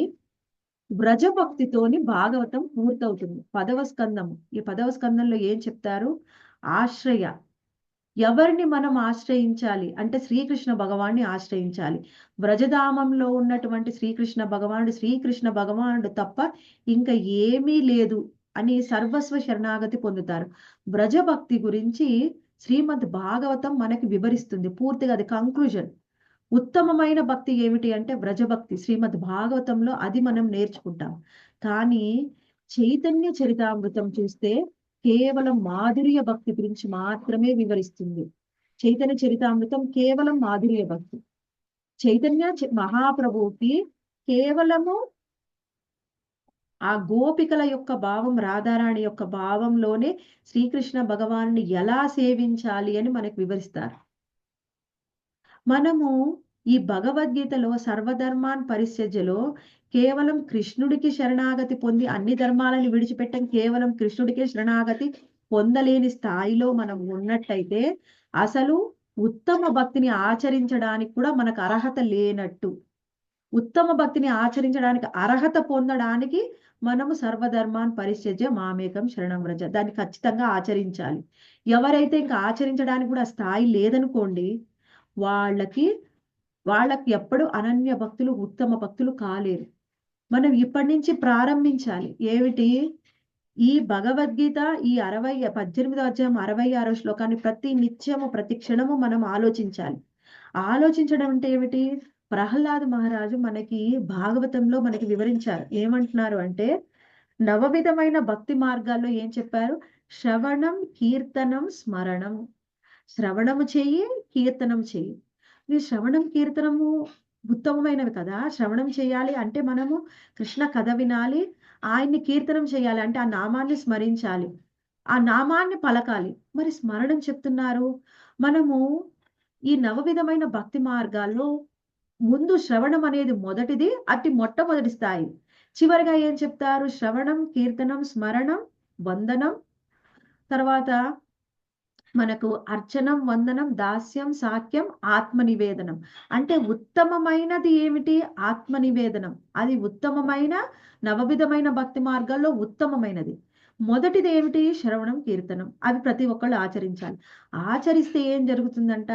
స్మరణం అంటే ఈ విన్నది, మనము చెప్పింది హరే కృష్ణ మహామంత్రాన్ని స్మరించడం, కీర్తనం చేయడం కానీ, ఈ శ్రవణం చేయడం వల్ల వచ్చిన జ్ఞానాన్ని కీర్తించడం వల్ల కానీ, ఈ రెండు చేయడం ఎందుకు అంటే స్మరణము కోసము. ఎవరైతే స్మరిస్తారో వాళ్ళది ఇంకా ఉత్తమ భక్తి. ఎవరైతే స్మరిస్తారో వాళ్ళది ఇంకా ఉత్తమ భక్తి. మీరు ఈరోజు మార్నింగ్ క్లాసులో ఏం విన్నాను అని దాన్నే పదే పదే స్మరించడం ఉత్తమమైన భక్తి. శ్రవణం చేసాం, ఈరోజు పొద్దునే శ్రవణం చేసేది అయిపోయింది, నేను చేశాను కదండి శ్రవణము. దీన్ని ఎవరైతే పదే పదే స్మరిస్తారో వాళ్ళు ఎందుకు స్మరిస్తున్నారు? ఏది పదే పదే స్మరిస్తామో? మనను ఎవరైనా బాధ పెట్టారనుకోండి, మనకు అది పదే పదే గుర్తొస్తుంది. ఎందుకు? నేను ఏం తప్పు చేయలేదు, వీళ్ళు నన్ను బాధ పెట్టారు. కొంతమంది ఏం చేస్తారు? అలా బాధపడి దాన్ని వదిలేస్తారు. ఎవరైతే దాన్ని పదే పదే స్మరిస్తూ ఉంటారో తర్వాత దాన్ని ఇంప్లిమెంట్ చేస్తారు. అంటే ఎవరైతే మనని బాధ పెట్టారో వాళ్ళకి మాటకు మాట సమాధానం ఇవ్వడము, వాళ్ళకి సరైన గుణపాఠం చెప్పడము అది చేస్తారు. అంటే ఏమిటి? స్మరణం పదే పదే చేస్తే ఏం జరుగుతుంది? మనము దానిని ఆచరణలో పెడతాం తరువాత. స్మరణ చేయడం వలన ఆచరణ అనేది జరుగుతుంది. ఇప్పుడు ఇక్కడ ఏం చెప్తున్నారు? సర్వధర్మాన్ పరిత్యజ్య మామేకం శరణం వ్రజ. అన్ని ధర్మాలని విడిచిపెట్టి నాకు మాత్రం నన్నొక్కడినే శరణాగతి పొందు అంటున్నారు. ఇది మనం పదే పదే స్మరిస్తే ఏం జరుగుతుంది? మనం తరువాత దీన్ని ఆచరిస్తాము. ఒకవేళ ఆచరించలేదనుకోండి, మనము ఇది తెలుసుకొని దీని వల్ల లాభం లేదు. ఆచరణ ఎప్పుడు చేస్తాము? దీని గురించి ఆలోచించాలి. కృష్ణుడు ఏం చెప్తున్నాడు భగవద్గీతలో, అది మన గురువు ఏం చెప్పారు మనకి ఇన్స్ట్రక్షన్, అది పదే పదే పదే ఆలోచిస్తే ఏం జరుగుతుంది? దాన్ని మనం ఆచరణలో పెడతాము. ఏదైతే నువ్వు స్మరణ చేయట్లేదో నువ్వు ఆచరించవు దాన్ని, ఇంకంతే. మనం ఏది అక్కడ ఎక్కువగా మనం ఆలోచించే అవసరం లేదు. అందుకనే నవవిధమైన భక్తి మార్గంలో శ్రవణం, కీర్తనం తర్వాత స్మరణం చెప్పారు. నువ్వు ఈ శ్లోకాన్ని పదే పదే పదే ఆలోచించండి. అప్పుడు మనము అనన్య భక్తి, ఉత్తమ భక్తిని ఆచరించడానికి అర్హత పొందుతాం. అర్హత మాత్రమే చెప్పారు. భగవద్గీత కంక్లూజన్ శ్లోకాలు మనకు అర్హతని చెప్పారు. ఉత్తమ భక్తి ఏమిటి అనేది మనకి శ్రీమద్ భాగవతంలో వస్తుంది. ఇక్కడ భగవద్గీతలో కూడా చెప్పారు మనకి. కానీ నువ్వు ఎప్పుడైతే 18వ అధ్యాయం 66వ శ్లోకాన్ని ఆచరిస్తావో అప్పుడు ఉత్తమ భక్తిని ఆచరించడానికి అర్హత మాత్రమే వస్తుంది. ఎందుకు నేను ఇలా పదే పదే చెప్తున్నానంటే, భగవద్గీత మొత్తం చదివాము, అన్నీ అర్థం చేసుకున్నాం. ఎప్పటి నుంచి మీరు భగవద్గీత వింటున్నారంటే, నేను 3 వేళ్ల నుంచి వింటున్నామండి. మేమే చెప్తున్నాము. ఒక్కొక్క శ్లోకాన్ని చెప్తూ చెప్తూ రెండు రెండు సార్లు చెప్పాము. ఇప్పుడు మూడోసారి కొన్ని స్పెషల్ టాపిక్స్ తీసుకొని చెప్తున్నాము. ఎలా శ్రీకృష్ణ భగవానుడికి 100% శరణాగతి పొందాలి. అసలు కృష్ణ భగవానుడికి శరణాగతి అంటే ఏమిటి అనే టాపిక్ లో మొదటి శ్లోకం ఈ రోజు మనం చర్చించుకుందాం. అంటే ఏమిటి? ఎన్నో సార్ల నుంచి వింటున్నాం. నువ్వు ఏం అర్థం చేసుకున్నావు? దాని నుంచి నీకేం అర్థమైంది? దాని నుంచి నువ్వు ఏం ఆచరిస్తున్నావు? మనం అర్థం చేసుకోవడంలో క్లారిటీ ఉంటే ఆచరణ అనేది బాగుంటుంది. అర్థం చేసుకోవడంలోనే క్లారిటీ లేదు. ఏం తెలుసుకున్నావు ఇన్ని రోజుల నుంచి భగవద్గీత విని అంటే, భగవద్గీతలో కృష్ణుడు చెప్పాడు, ఆత్మ గురించి చెప్పాడు, పరమాత్మ గురించి చెప్పాడు, కృష్ణ భగవానుడు కర్మయోగం చెప్పాడు, జ్ఞాన యోగం చెప్పాడు, భక్తి యోగం చెప్పాడు, భక్తి యోగం ఉత్తమమైంది అని చెప్పాడు. ఇది కొంతైనా అర్థమైతే అర్థమైన వాళ్ళు ఈ మాత్రమైనా చెప్పగలరు. కానీ భగవద్గీతలో నువ్వేం తెలుసుకున్నావు అని ఎవరైనా మనని అడిగినా, మనని మనం ప్రశ్న వేసుకున్నా, మనం ఏం చెప్పాలి, మన మనసులో ఏం మెదలాలి అంటే, సర్వధర్మాన్ పరిత్యజ్య మామేకం శరణం వ్రజ. అన్ని ధర్మాలని విడిచిపెట్టి నేను కృష్ణ భగవానునే శరణాగతి పొందుతాను. శరణాగతి పొందాలని కృష్ణ భగవానుడు భగవద్గీతలో చెప్పాడు. అది నేను నేర్చుకున్నాను. శరణాగతి పొందడం అంటే, శరణాగతి పొందితే ఏం చేయాలి? ఏం చెయ్యాలి అంటే, మన్మనాభవ మద్భక్తో మధ్యాజీమాం నమస్కురు. ఎప్పుడు నా గురించే చింతన చెయ్యి. నాకు భక్తుడివికా, నన్ను పూజించు, నాకు నమస్కారం చెయ్యి. ఇది నేను నేర్చుకున్నానండి భగవద్గీతలో అని మనం చెప్పగలగాలి. మనం ఎవరైనా అడిగితే చెప్తేనే మనకు అర్థమైనట్టు. ఎప్పుడు చెప్తాం మనం? మనం ఏదైనా చదివి అర్థం చేసుకుంటే అది మనం వేరే వాళ్ళకి చెప్పగలం. మనకే అర్థం కాకపోతే ఎలా చెప్తాం? ఇది నాకు అర్థమైందండి, ఇది నేను తెలుసుకున్నాను. అప్పుడు నువ్వు ఆచరణ అనేది చేస్తావు. ఇప్పుడు మనం భగవద్గీత కంక్లూజన్ శ్లోకం అర్థం చేసుకున్నాము. దీనిని ఈ రోజు నుంచి ఆచరణ చేయడానికి ప్రయత్నం చేద్దాం.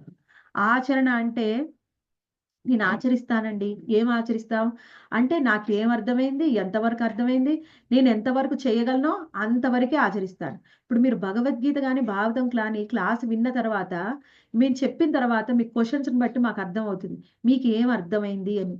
అంటే ఎంత గొప్పగైనా చెప్పనివ్వండి, మనకు అర్హత ఉన్నంత వరకే మనం దాన్ని స్వీకరిస్తాం. అంతవరకే మన బుర్రలోకి వెళ్తుంది, అంతవరకు ఆచరిస్తాం. ఎంత ఉత్తమంగా చెప్పినా ఒకసారి అడుగుతారు ఆ ప్రశ్నలు బట్టి, ఈ శ్లోకంలో మూలం వీళ్ళకి అర్థం కాలేదని మాకు అర్థం అవుతుంది. అంటే ఏమిటి? మన అర్హతని బట్టి మనం అర్థం చేసుకుంటాము ఏదైనా సరే.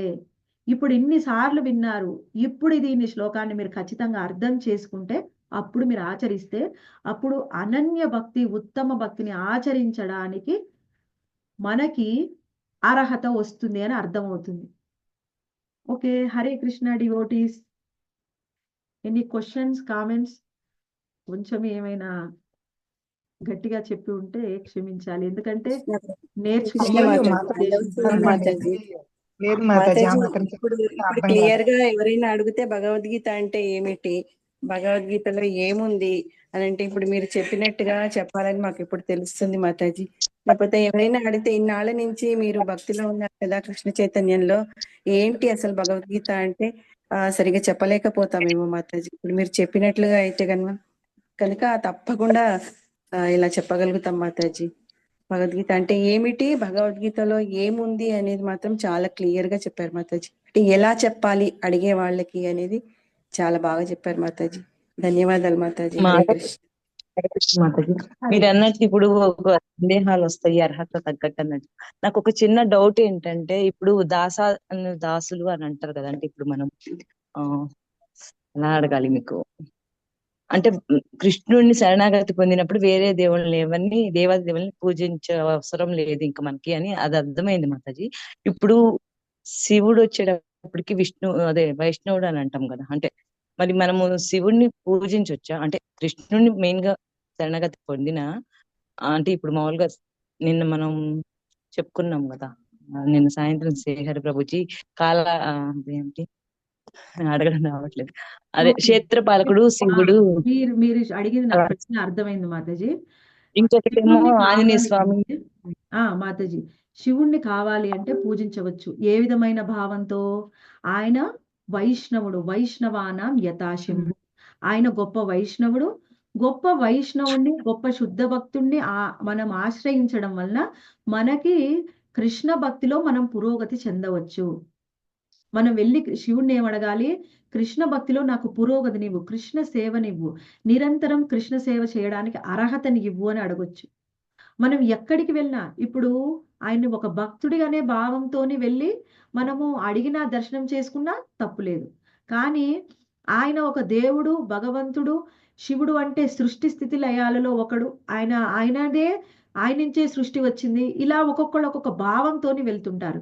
ఎక్కడికి వెళ్ళినా మన భావం ముఖ్యం. ఇప్పుడు ఎలా శివుడు శుద్ధ భక్తుడో మనము శుద్ధ భక్తుల్ని చూస్తాం. మన ఆచార్యులు కానీ, గురు మహారాజ్ కానీ వాళ్ళు శుద్ధ భక్తులే. వాళ్ళ దగ్గరికి కూడా మనం వెళ్తాం. ఏ విధమైన భావంతో? వాళ్ళు కృష్ణుడి యొక్క భక్తులు, శుద్ధ భక్తులు అని. అలా శివుడి దగ్గరకు కూడా వెళ్ళవచ్చు. కానీ మన భావం ముఖ్యం. ఏ భావంతో వెళ్తున్నాం అనేది ముఖ్యం Mataji. Okay Mataji, thank you Mataji. Hare Krishna Mataji. చాలా అసలుకి ఎంత డెప్త్ గా మాకు చెప్పారండి మాతాజీ. ఇంత లోతుగా ఉంటుందని మాకు ఈరోజు ఇంకా అర్థమైంది మాతాజీ. మాతాజీ మీరు చెప్పినట్టుగా ఇప్పుడు కృష్ణ భక్తి చేయడానికి ఏది అనుకూలమో అటువంటి వాటిని స్వీకరించాలి. మనం ఆ భక్తికి వ్యతిరేకంగా ఉన్న వాటిని అన్నింటినీ త్యజించాలి. సో అప్పుడు మనం శరణాగతి స్థాయికి వెళ్ళగలుగుతాం మాతాజీ. అయితే ఇప్పుడు ఇప్పుడు మేమంతా ఉన్నాం మాతాజీ. మేము ఇంకా ఆ స్థాయికి రాలేదు కదా మాతాజీ. సో ఇక కర్మ మిశ్రిత భక్తి, జ్ఞాన మిశ్రిత భక్తి చేస్తున్నాం కదా. ఇప్పుడు మరి ఈ శరణాగతి అంటే శ్రవణం, కీర్తన ఇవన్నీ చేస్తుంటే మనం ఆ స్థాయికి వెళ్ళేటువంటి ఆ అర్హత లభిస్తుంది కదా మాతాజీ. అంతే కదా మాతాజీ? అదే మాతాజీ. ఇప్పుడు శ్రీకృష్ణ భగవాన్ భగవద్గీతలో ఈ శ్లోకంలో ఏం చెప్తున్నాడంటే, మనకి ఎన్నో సందేహాలు రావచ్చు. ఎందుకంటే నేను ఇప్పటి వరకు ఎన్నో తప్పులు చేశాను, ఎన్నో పాపాలు చేశాను అనుకోవచ్చు ఎవరైనా. లేకపోతే నీవు ఇంత చెప్తున్నారు, మీరు భగవద్గీతలో ఎన్నో స్టెప్స్ చెప్పారు. ఏమిటి? నువ్వు చేసిన ప్రతి కర్మ యొక్క ఫలితాన్ని నాకే అర్పించు, అప్పుడే నువ్వు పవిత్రమవుతావు. ఇవన్నీ కూడా చెప్పారు. అవన్నీ చేయడం వల్ల నేను భక్తిలో పురోగతి చెందుతాను.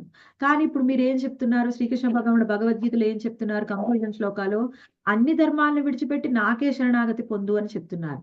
అలా పొందడం వలన నేను పురోగతి చెందగలనా?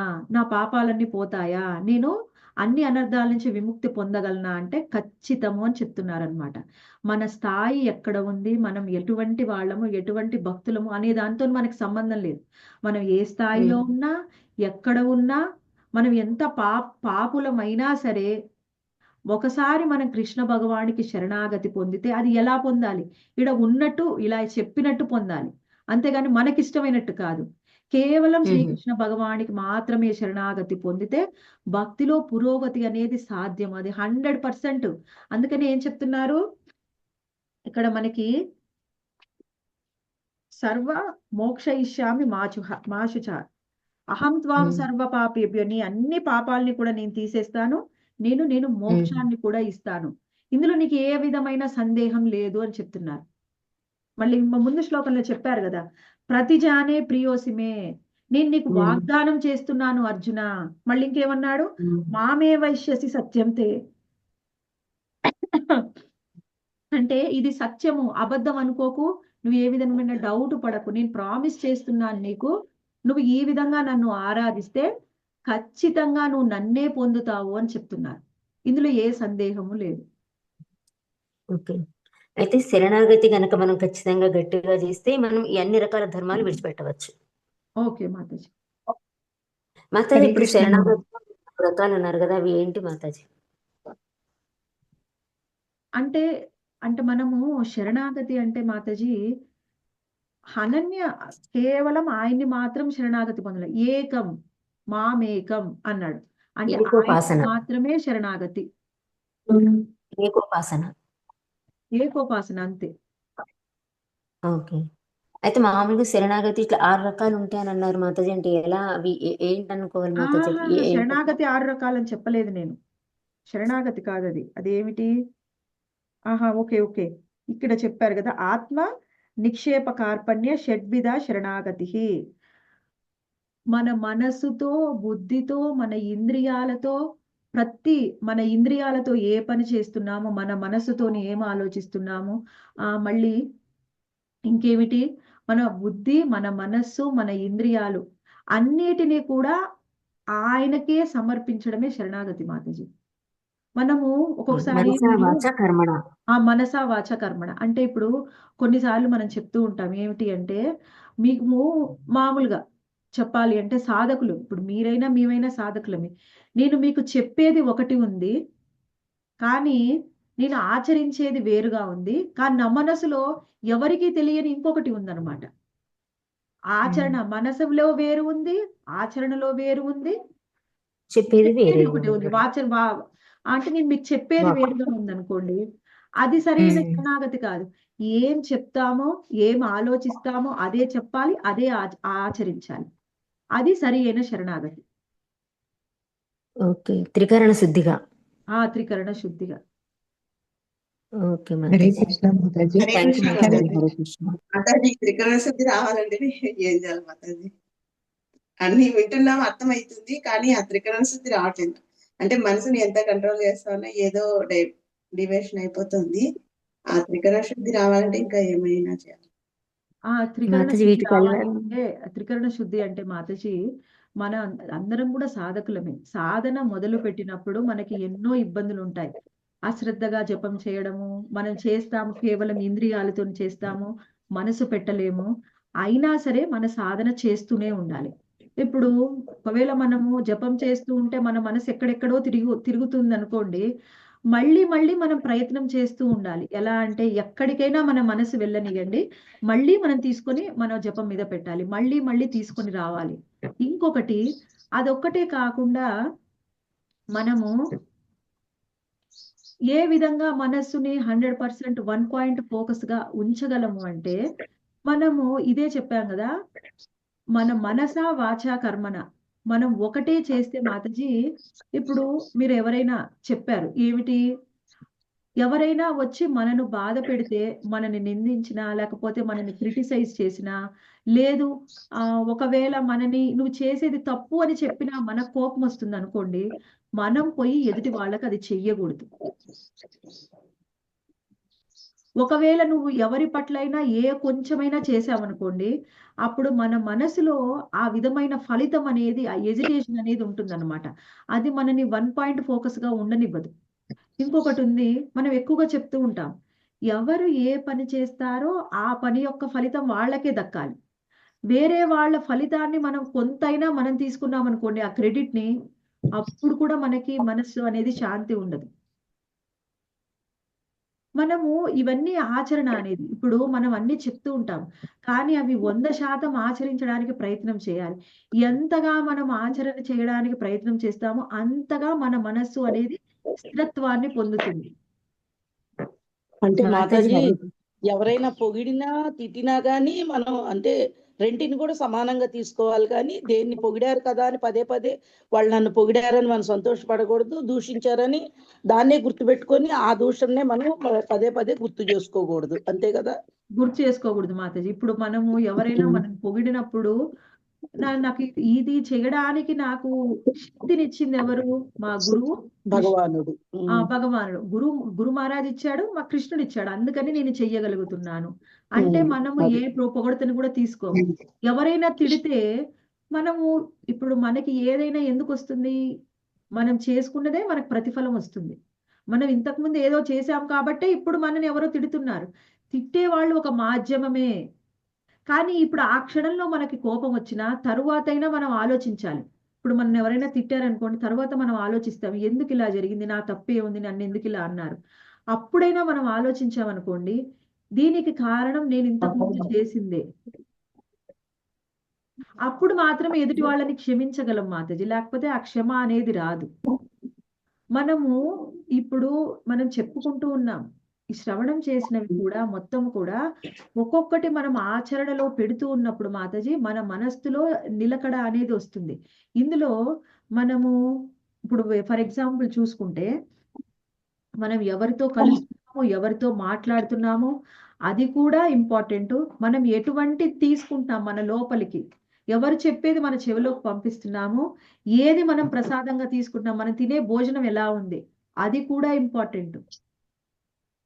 ఆ అంటే తర్వాత మాతాజీ మరి ఓకే చెప్పండి ఆ చెప్పండి తర్వాత మనము ఇప్పుడు చెప్తున్నాము, మనం చేసేది, చెప్పేది, మళ్ళీ ఆచరణ చేసేది, ఈ మూడు ఒకే విధంగా ఉన్నాయా? నేను ఎవరిని ఏ విధంగా బాధ పెట్టాను ఈరోజు, అది చూడాలి. ఎవరి క్రెడిట్ నేను తీసుకున్నాను, ఎంత చిన్నదైనా సరే. మనం ఇలా ప్రతి ఒక్క విషయంలో మనని మనం మార్చుకోవడానికి ప్రయత్నం చేస్తూ ఉంటే అప్పుడు మాత్రమే మనకి శ్రద్ధ అనేది కుదురుతుంది. అవును మాతాజీ, కరెక్టే. ఇవన్నీ ప్రతి ఒక్క విషయంలో కూడా మనం ఆచరణలోకి పెట్టాలి. వింటూ ఉన్నాం, ఇన్ని రోజులు వింటూ ఉన్నాం, ఉదయం వింటున్నాం, సాయంత్రం వింటున్నాం, నైట్ వింటున్నాం. కానీ వింటూ ఉన్నవి ఎంతగా ఆచరణలో పెడితే అంతగా మన శ్రద్ధ అనేది పెరుగుతుంది. నువ్వు ఇంకా శ్రద్ధగా పెరిగింది, నీ శ్రద్ధ ఇంతకు ముందు కంటే పెరిగిందంటే నువ్వు ఆచరణలో ఎక్కువగా పెడుతున్నావు. మన ఆచరణ తగ్గినా కొద్దీ మన శ్రద్ధ అనేది తగ్గుతుంది. ఆచరణలో ఎన్ని పెడుతున్నాం వినేయి మనము, అప్పుడు మన శ్రద్ధ అనేది పెరుగుతుంది. ఇవన్నీ మరి మాతాజీ ఇంకో చిన్న డౌట్ మాతాజీ, వస్తాయి అనుకోకూడదు, మన సాధన ద్వారానే ఇవి సాధించగలం. చిన్న డౌట్ మాతాజీ. మరి మనము వాళ్ళని క్షమిస్తూనే ఉంటాం మాతాజీ, కానీ వాళ్ళు ఇంకా ఇంకా అంటూనే ఉంటారు. మరి అప్పుడు మనకి ఇంకా ఎంత క్షమించినా గానీ వాళ్ళు ఇంకా ఏదో ఒక కాజు తోటి మనల్ని ఏదో ఒకటి అవమానపరచటము, ఏదో ఒకటి అంటూనే ఉంటారు. అంటే ఇంకా అప్పుడు ఇక దానికి లిమిట్ అప్పుడు ఏం లేదంటారా? చేయాలంటే వాళ్ళకి మనం దూరంగా ఉండాలి మాతాజీ. అంటే ఫ్యామిలీలు ఉంటాయి, దూరంగా ఉండటానికి కుదరదు కదా. ఊకే ఇప్పుడు మన దూరంగా అబ్బాయే మనల్ని ఉండడానికి అంటాడు అనుకోండి. దూరంగా కుదరకపోతే మాతాజీ, ఇంకొకటి, మనము ఎవరైనా ఏమన్నా అన్నప్పుడు తిరిగి ఆన్సర్ చెప్పకూడదు.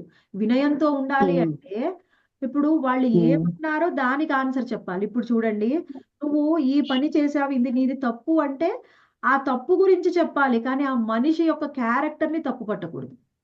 తప్పు పట్టకూడదు. ఓకే మాతాజీ. ఇప్పుడు ఎవరైతే, ఇప్పుడు కొంతమంది ఏం చేస్తారంటే, మనం చెప్పేది కరెక్ట్ అనుకోండి, వాళ్ళు ఏం చేస్తారు, దానికి సమాధానం చెప్పడానికి ఉండకుండా మన క్యారెక్టర్ లో దిగిపోతారు. నువ్వు అంతే, నువ్వు ఎప్పుడు అలానే చేస్తావు, ఓకే, అలా ఎప్పుడు అలాంటి మాటలు అనకూడదు. మనం ఎక్కడ ఉండి ఆ తప్పు ఏం చేశారో అక్కడ మాత్రమే మనము వాళ్ళకి ఏంటి ఉన్నది ఉన్నట్టుగా విషయాన్ని వివరించి చెప్తే వాళ్ళలో మార్పు రావచ్చు. ఒకవేళ అయినా నిన్న ఒక మార్పు మాతాజీ అడిగింది రాలేదనుకోండి, మనం చెయ్యగలిగింది ఏం లేదు. నిన్న ఒక మాతాజీ అడిగారు అనమాట, నేను ఓర్చుకునే కొంది ఇంకా ఇంకా అంటుంటే మరి ఎంతని ఓర్చుకోగలుగుతాం మాతాజీ అని చెప్పి అడిగారు. అందుకోసం అడిగాను నేను మిమ్మల్ని. అంటే మాత్రం నేను అనుకున్నది కరెక్ట్ సమాధానం ఇవ్వడం తప్పులేదు మాతాజీ. ఎవరేమన్నా నోరు మూసుకొని ఉండమని చెప్పలేదు ఇక్కడ. శ్రీకృష్ణ భగవానుడే చెప్పలేదు భగవద్గీతలో. వాళ్ళ కరెక్ట్ సమాధానం చెప్పొచ్చు, కానీ చెప్పే విధానం ఇంపార్టెంట్. దాన్ని అంతటితో వదిలేయాలి, దాన్ని లాగి మళ్ళీ దాన్ని పెద్ద గొడవ చేసుకోకూడదు. ఇప్పుడు ఎప్పుడు జరిగిందో వాళ్ళకి అప్పుడు సమాధానం ఇవ్వచ్చు మాతాజీ, చెప్పేసేయాలి, అయిపోయింది. లేకపోతే వాళ్ళు ఎవరి మాట వింటారో వాళ్ళ ద్వారా చెప్పించవచ్చు. మన మాట వినరు అనుకున్నప్పుడు అదే మనం చేసే యాక్షన్ లో ఉండాలి, కానీ మనసులో పదే పదే స్మరణం చేయకూడదు. స్మరణం చేస్తే ఎక్కువ బాధ అనిపిస్తుంది. హరే కృష్ణ మాతాజీ. హరే కృష్ణ. హరే కృష్ణ మాతాజీ, దండవత్ ప్రణామం. హరే కృష్ణ మాతాజీ, దండవత్ ప్రణామం. హరే కృష్ణ మాతాజీ, దండవత్ హరే ప్రణామం కృష్ణ మాతాజీ. హరే కృష్ణ మాతాజీ. హరే కృష్ణ మాతాజీ. నాకైతే నిజంగా అంటే నా ఫీలింగ్ చెప్తున్నాను మాతాజీ, చాలా సంఘర్షణకు లోనైతాను మాతాజీ. అంటే అది చేయడం తప్పని మనసు చెప్తుంది. మంచి చెడ్డ మధ్య చాలా సంఘర్షణ, మళ్ళా మంచినే వెళ్ళాలి, ఇట్లా జరుగుతుంది మాతాజీ. అంటే ఎలా తీసుకోవాలి మాతాజీ? అంటే ఏది చేస్తా అంటే అప్పుడే మనసుకి తెలిసిపోతుంది, ఏదైనా తప్పు చేసినప్పుడు తప్పు అని. తప్పుకు అదే మంచికి చెడుకు మధ్య సంఘర్షణ అన్నట్టు బాగా తీవ్రంగా ఉంది.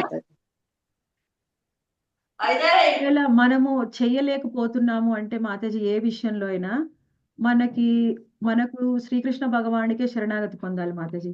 మీరు చేసే సేవ, మీరు హరే కృష్ణ మహామంత్రాన్ని కొంచెం ఎక్కువగా చాంటింగ్ చేయండి మాతాజీ, కొంచెం ఎక్కువ మాలలో. నా మనసు స్థిరంగా ఉండాలి, మంచి చెడు నాకు తెలుస్తుంది కానీ ఆచరించడానికి నాకు శక్తి సామర్థ్యాలు లేవు అని శ్రీకృష్ణ భగవాన్ని ప్రార్థించండి. ప్రార్థన ద్వారా ఆయన యొక్క నామం జపించడం ద్వారా మనకి ఫలితం ఉంటుంది మాతాజీ. మనము హరే ఏదైతే కృష్ణ మాతాజీ. హరే చెప్పండి చెప్పండి. ఇప్పుడు మాతాజీ ప్రేయర్స్ అనేవి చాలా పవర్ఫుల్ అన్నమాట. మనము ఎందులో ఆసక్తులుగా ఉన్నామో వాటి గురించి శ్రీకృష్ణ భగవానికి ప్రే చేసుకుంటే మనం త్వరగా వాటి నుంచి బయటపడతాం. మీరు కృష్ణ భగవానికి, శ్రీమతి రాధారాణికి ప్రే చేసుకోండి. శ్రీల ప్రభుపాదుల వారు మనందరికీ శిక్షా గురువు, ఆయనకు ప్రే చేసుకున్న మాతాజీ ఖచ్చితంగా ఫలితం అనేది ఉంటుంది. అప్పుడు మనలో కొంత మార్పు అనేది శ్రీకృష్ణ భగవానుడు ఇస్తాడు. అక్కడి నుంచి మనం కొంత ప్రయత్నం చేయవచ్చు. హరే కృష్ణ మాతాజీ, చిన్న డౌట్ అండి. అది ఏ కర్మ చేసినా నాకే సమర్పించు, ఏ పని చేసినా నాకే సమర్పించు అని భగవద్గీతలో కృష్ణ పరమాత్మ చెప్పారండి. మరి ఇక్కడ సర్వధర్మాన్ పరిత్యజ్య అన్నది నాకు కొంచెం అర్థం కాలేదండి. ఆ పని చేయమంటున్నారు, మళ్ళీ అన్ని వదిలేయమంటున్నారు. అది కొంచెం వివరంగా వివరిస్తారా అండి దయచేసి? హరే కృష్ణ. ఓకే మాతే, అదే నేను ఏం చెప్పానంటే, ఎప్పుడైతే శ్రీకృష్ణ భగవానుడు మనకి మన యొక్క స్థాయిని బట్టి మనకి చెప్తారనమాట. ఏమిటి, చిన్న పిల్లవాడికి అప్పుడే అన్నప్రాసన అవుతుంది అనుకోండి, ఏం పెడతాం? ఫస్ట్ ముందు పాయసం పెడతాం, తీయటి పాయసం. ఆ తర్వాత కొంచెం కొంచెం ఆ రోజు నుంచి ఏమిటి, మెత్తగా అన్నాన్ని ఉడికించి, అంటే మెత్తటి అన్నం చేసి వాళ్ళకి పెడతాం. వాళ్ళు కొంచెం పెద్ద అయ్యారనుకోండి, మనం ఏం చేస్తాం? మనం వండుకునే అన్నాన్నే పెడతాం. మనం రోజు ఏ అన్నం తింటున్నాం అదే పెడతాం. ఇంకా కొంచెం పిల్లవాడు పెద్ద అయితే ఏం చేస్తాం? మనం ఒక పకోడీ చేసుకున్నాం అనుకోండి, వాడికి ఇస్తాం. వాడు కొంచెం సప్పరిస్తాడు, తినొచ్చు తినకపోవచ్చు, సప్పరించి అక్కడ పడేస్తాడు. ఆ తరువాత చిన్న చిన్నగా మనం ఏం వంట చేసుకుంటే అది పెట్టడానికి ప్రయత్నం చేస్తాం. అంటే ఏమిటి, భగవద్గీతలో శ్రీకృష్ణ భగవాన్ కూడా అదే చెప్తున్నాడు. ముందుగా ఏం చెప్పాడు? నువ్వు అనన్య భక్తి చేయడానికి, అన్ని ధర్మాలను విడిచి నాకే శరణాగతి పొందడానికి నీకు అంత అర్హత లేదు. అందుకని ముందేం చెప్పాడు? ఫస్ట్ మనకి 3వ అధ్యాయంలోనే శ్రీకృష్ణ భగవాన్ మనకి ఏం చెప్పాడంటే, కర్మయోగం గురించి చెప్పి అందులో నిష్కామ కర్మ గురించి కూడా చెప్తాడు. ఏమిటి, నువ్వు ఏమైనా చెయ్యి, ఫలితాన్ని నాకు విడిచిపెట్టు. అప్పుడు నీకు సుఖము అనేది, దుఃఖం అనేది ఉండదు. ఎందుకంటే నువ్వు ఫలితం అనేది నెగిటివ్ గా వచ్చిందనుకో, పని చేసావు, ఫలితం బాగా రాలేదు, నువ్వు దుఃఖపడతావు. ఫలితం బాగా వచ్చింది, నీకు మోహానికి గురి అవుతావు, నేనే గొప్పవాడిని అనుకుంటావు. నువ్వు ఫలితాన్ని నాకిచ్చావు అనుకో, నీకు దుఃఖము ఉండదు, సుఖము ఉండదు. నువ్వు న్యూట్రల్ గా ఉంటావు, ఎప్పుడు సమాన స్థాయిలో ఉంటావు. ఎప్పుడైతే ఆ విధమైన స్థాయి అనేది మనకి పెరుగుతుందో అప్పుడు ఏముంటుంది, అలా మనం చేస్తున్న కొద్దీ మనలో ఉన్నటువంటి అనర్థాలన్నీ పోతూ ఉంటాయి. పోతూ ఉన్నప్పుడు మనం అప్పుడు ఆయన భక్తిని మనం ఇంకా కొనసాగించగలం. అందుకనే తర్వాత ఏం చెప్పాడు కృష్ణ భగవానుడు మనకి? తర్వాత ఏమిటి, ధ్యాన యోగం చెప్పాడు. ఇది కూడా ఉత్తమమైన మార్గం, ఇది కావాలంటే అది తీసుకో. ఆ తర్వాత మనకి ఏం చెప్పాడు? చివరికి జ్ఞాన యోగం కూడా చెప్పాడు ఆయన. అసలు జ్ఞానం అంటే ఏమిటి, భక్తి యోగం చెప్పి భక్తి యోగాన్ని ఎలా ఆచరించాలి అని జ్ఞాన యోగంలో మనకి వివరించాడు. నువ్వు ఇది ఆచరణ చెయ్యాలి అంటే ఈ జ్ఞానం ఉంటేనే నువ్వు ఈ భక్తిని ఆచరించగలవు అని జ్ఞాన యోగాన్ని చెప్పాడు. ఆ తరువాత మనకి, నేను చెప్పిన ఈ భక్తి యోగాన్ని నువ్వు ఆచరించాలి అంటే నీకు ఉండవలసిన అర్హత ఏమిటి అని చివరికి కంక్లూజన్ గా చెప్తున్నాడు అనమాట. ఆ కంక్లూజన్ లో ఏం చెప్తున్నాడు? అన్ని ధర్మాల్ని విడిచిపెట్టి నాకే శరణాగతి పొందు అని చెప్తున్నాడు. ఏమిటి, మన అర్హతని పెంచుతున్నాడు అనమాట. మన అర్హత పొందినప్పుడు కొద్దీ మనకి ఉత్తమమైన జ్ఞానాన్ని శ్రీకృష్ణ భగవానుడు ఇస్తాడు. అర్హత లేకముందే ఇచ్చాడనుకోండి, నేను అరిగించుకునే శక్తి లేకుండా పిల్లవాడికి ఆ పాయసానికి బదులు ఆవకాయ కారం పెడితే అరిగించుకోలేడు. మనం కూడా ముందు భగవద్గీతలోనే నువ్వు సర్వధర్మాన్ని పరిత్యజ్య మామేక శరణం వ్రజ అంటే మనం తీసుకోలేం. ఎందుకు అన్ని విడిచిపెట్టి కృష్ణుడికి ఎందుకు శరణాగతి పొందాలి అని మనకు అనిపిస్తుంది. అందుకనే ఆయన అన్నిట్లో చెప్పాడనమాట. నిష్కామ కర్మ ఏమిటి, కృష్ణుడికి సంబంధించిన జ్ఞానం వివరించాడు. ఆయన ఎవరు, ఆయనకి మనకున్న సంబంధం ఏమిటి అన్నీ మనకి వివరించి ఆయన యొక్క గొప్పతనాన్ని చెప్పి వాటిని ఎలా ఆచరించాలో చెప్పి చివరికి కంక్లూజన్ లో చెప్తున్నాడు అనమాట. ఎప్పుడైనా నేను ఇంతకు ముందు మీరు క్లాసెస్ స్టార్ట్ అయినప్పుడు కూడా కొత్తలో ఏం చెప్తాం మీకు ఎలా సాధన చెయ్యాలి మాతాజీ అని అడిగితే, ముందు శ్రద్ధావను కృష్ణ సేవక తీసుకున్నారనుకోండి, అప్పుడు ఏం చెప్తారు? మాది చాంటింగ్ మాల చేయమంటున్నారు, మేమేమేం రూల్స్ పాటించాలని అడుగుతారు. ఫస్ట్ ఏ రూల్స్ లేవు మాతాజీ, రూల్స్ ఏమి లేవు, మీరు కేవలం 1 మాల చాంటింగ్ చేయండి చాలు అని చెప్తాం. అదే 16 మాలలప్పుడు కూడా అదే చెప్తావా? 16 లేదు మాలల మాతాజీ. దీక్ష ప్రభుపాదాలు అర్హత లేదు. ఇప్పుడు ఏం చెప్తాం? మీరు దానికి 4 నియమాలన్నీ నియమాలు వస్తాయి. పాటించాలి మాతాజీ. 4 నియమాలు మీరు ఖచ్చితంగా పాటించాలి. వాటితో పాటు కూడా ఆనియన్ గార్లిక్ వదిలేయాలి, టీ కాఫీ వదిలేయాలి. అన్ని వదిలేస్తే మీకు ప్రభుపాద ఆశ్రయిస్తాం. అదేంటి Yes, మాతాజీ మాతాజీ. హరినామ దీక్ష తీసుకుంటా, హరినామ దీక్ష తీసుకుంటారా మాతాజీ? మీ ఆల్టర్ సెటప్ అంతా మార్చేసుకోండి. రాధాకృష్ణుల పైన ఉండాలి, మధ్యలో విష్ణు తత్వం ఉండాలి, కింద గురు పరంపర ఉండాలి. ఈ విధంగా మీ ఆల్టర్ సెట్ చేసుకోండి అని చెప్తాం. ముందు కృష్ణ శ్రద్ధావనంలోనే చెప్పేస్తామా ఇవన్నీ? చెప్పరు. లేదు మాతాజీ. చెప్తాం. సెకండ్ క్లాస్ వాటికి 10th క్లాస్ సిలబస్ చెప్పరు.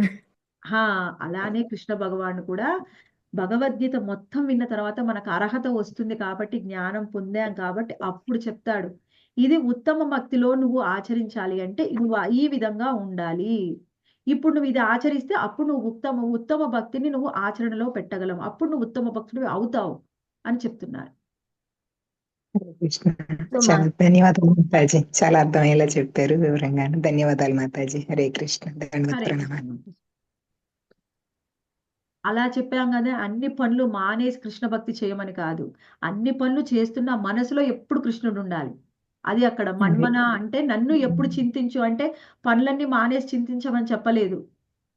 అదొకటి హరే గుర్తించుకోండి. కృష్ణ. మాతాజీ ఇలా చెప్పారని మళ్ళీ మీరు ఎవరు అవును మాతాజీ. అర్థం చేసుకోవద్దు, కృష్ణుడి మాటలు తప్పుగా అర్థం చేసుకోవద్దు. మనసులో కృష్ణుడు ఉండాలి, ఆచరణలో మనం ఇప్పుడు ఏం చేయాలో మన ధర్మాన్ని మనం ఆచరించాలి. ఏ పని చేసుకుంటున్నా కృష్ణ పరమాత్మ ధ్యానంలో పని ఉండాలి. చేసుకోవాలి. ఇంకొకటి, మనకి ఇంట్లో ఎవరైనా ఇన్స్ట్రక్షన్స్ చెప్పినా అది బయటకు వాళ్ళ ముందు చేస్తున్నట్టు నటించాలి, కానీ లోపల మాత్రం మనం ఏం చేయాలో అది చేయాలి. హరే కృష్ణ. చాలా బాగా చెప్పారు. హరే కృష్ణ. ధన్యవాదాలు. అది మాతాజీ. మాతాజీ ఇంట్లో పనుల గురించి అన్నా, నేను భక్తి గురించి అన్నా. మనం భక్తి గురించి మాట్లాడుకుంటున్నాం. ఎప్పుడు కృష్ణుడినే ఆలోచించాలి, ఆయనకి శరణాగతి పొందాలి, ఆయన గురించి చింతన చెయ్యాలి. అది మనం మాట్లాడుకున్నాం. ఇంట్లో పనుల విషయంలో మనం పనులంటే వేరే సారీ correction మాతాజీ, చేస్తాం. పనులంటే డెసిషన్ అట్లాంటివి అట్లేమన్నా ఆ డెసిషన్ అనేది మాతాజీ, మనం డెసిషన్ ఎప్పుడు కూడా ఏ నిర్ణయం తీసుకున్నా ఒకటే ఆధారపడి ఉండాలి. గురువు, సాధు, శాస్త్ర. గురువు ఏం చెప్పాడు, సాధువు ఏం చెప్పాడు, శాస్త్రం ఏం చెప్పింది, దానికి అనుకూలంగా మనం ఏ నిర్ణయం అయినా తీసుకోవాలి. హరే కృష్ణ. అనుకూల్యస్య సంకల్ప ప్రతికూల్యస్య వర్జనం అంటే భక్తికి అనుకూలమైనవి ఆచరించండి, ప్రతికూలమైనవి విడిచిపెట్టండి. ఇందాక నేను వివరించాను, అనుకూలమైనవి ఏమిటి, ప్రతికూలమైనవి ఏమిటి. కొన్ని పనులు చేస్తే భక్తికి ఆటంకం అవుతాయి, అలాంటివి విడిచిపెట్టండి, అనుకూలమైనవి స్వీకరించండి. ఇంకా ఏమన్నా కావాలా మాకు?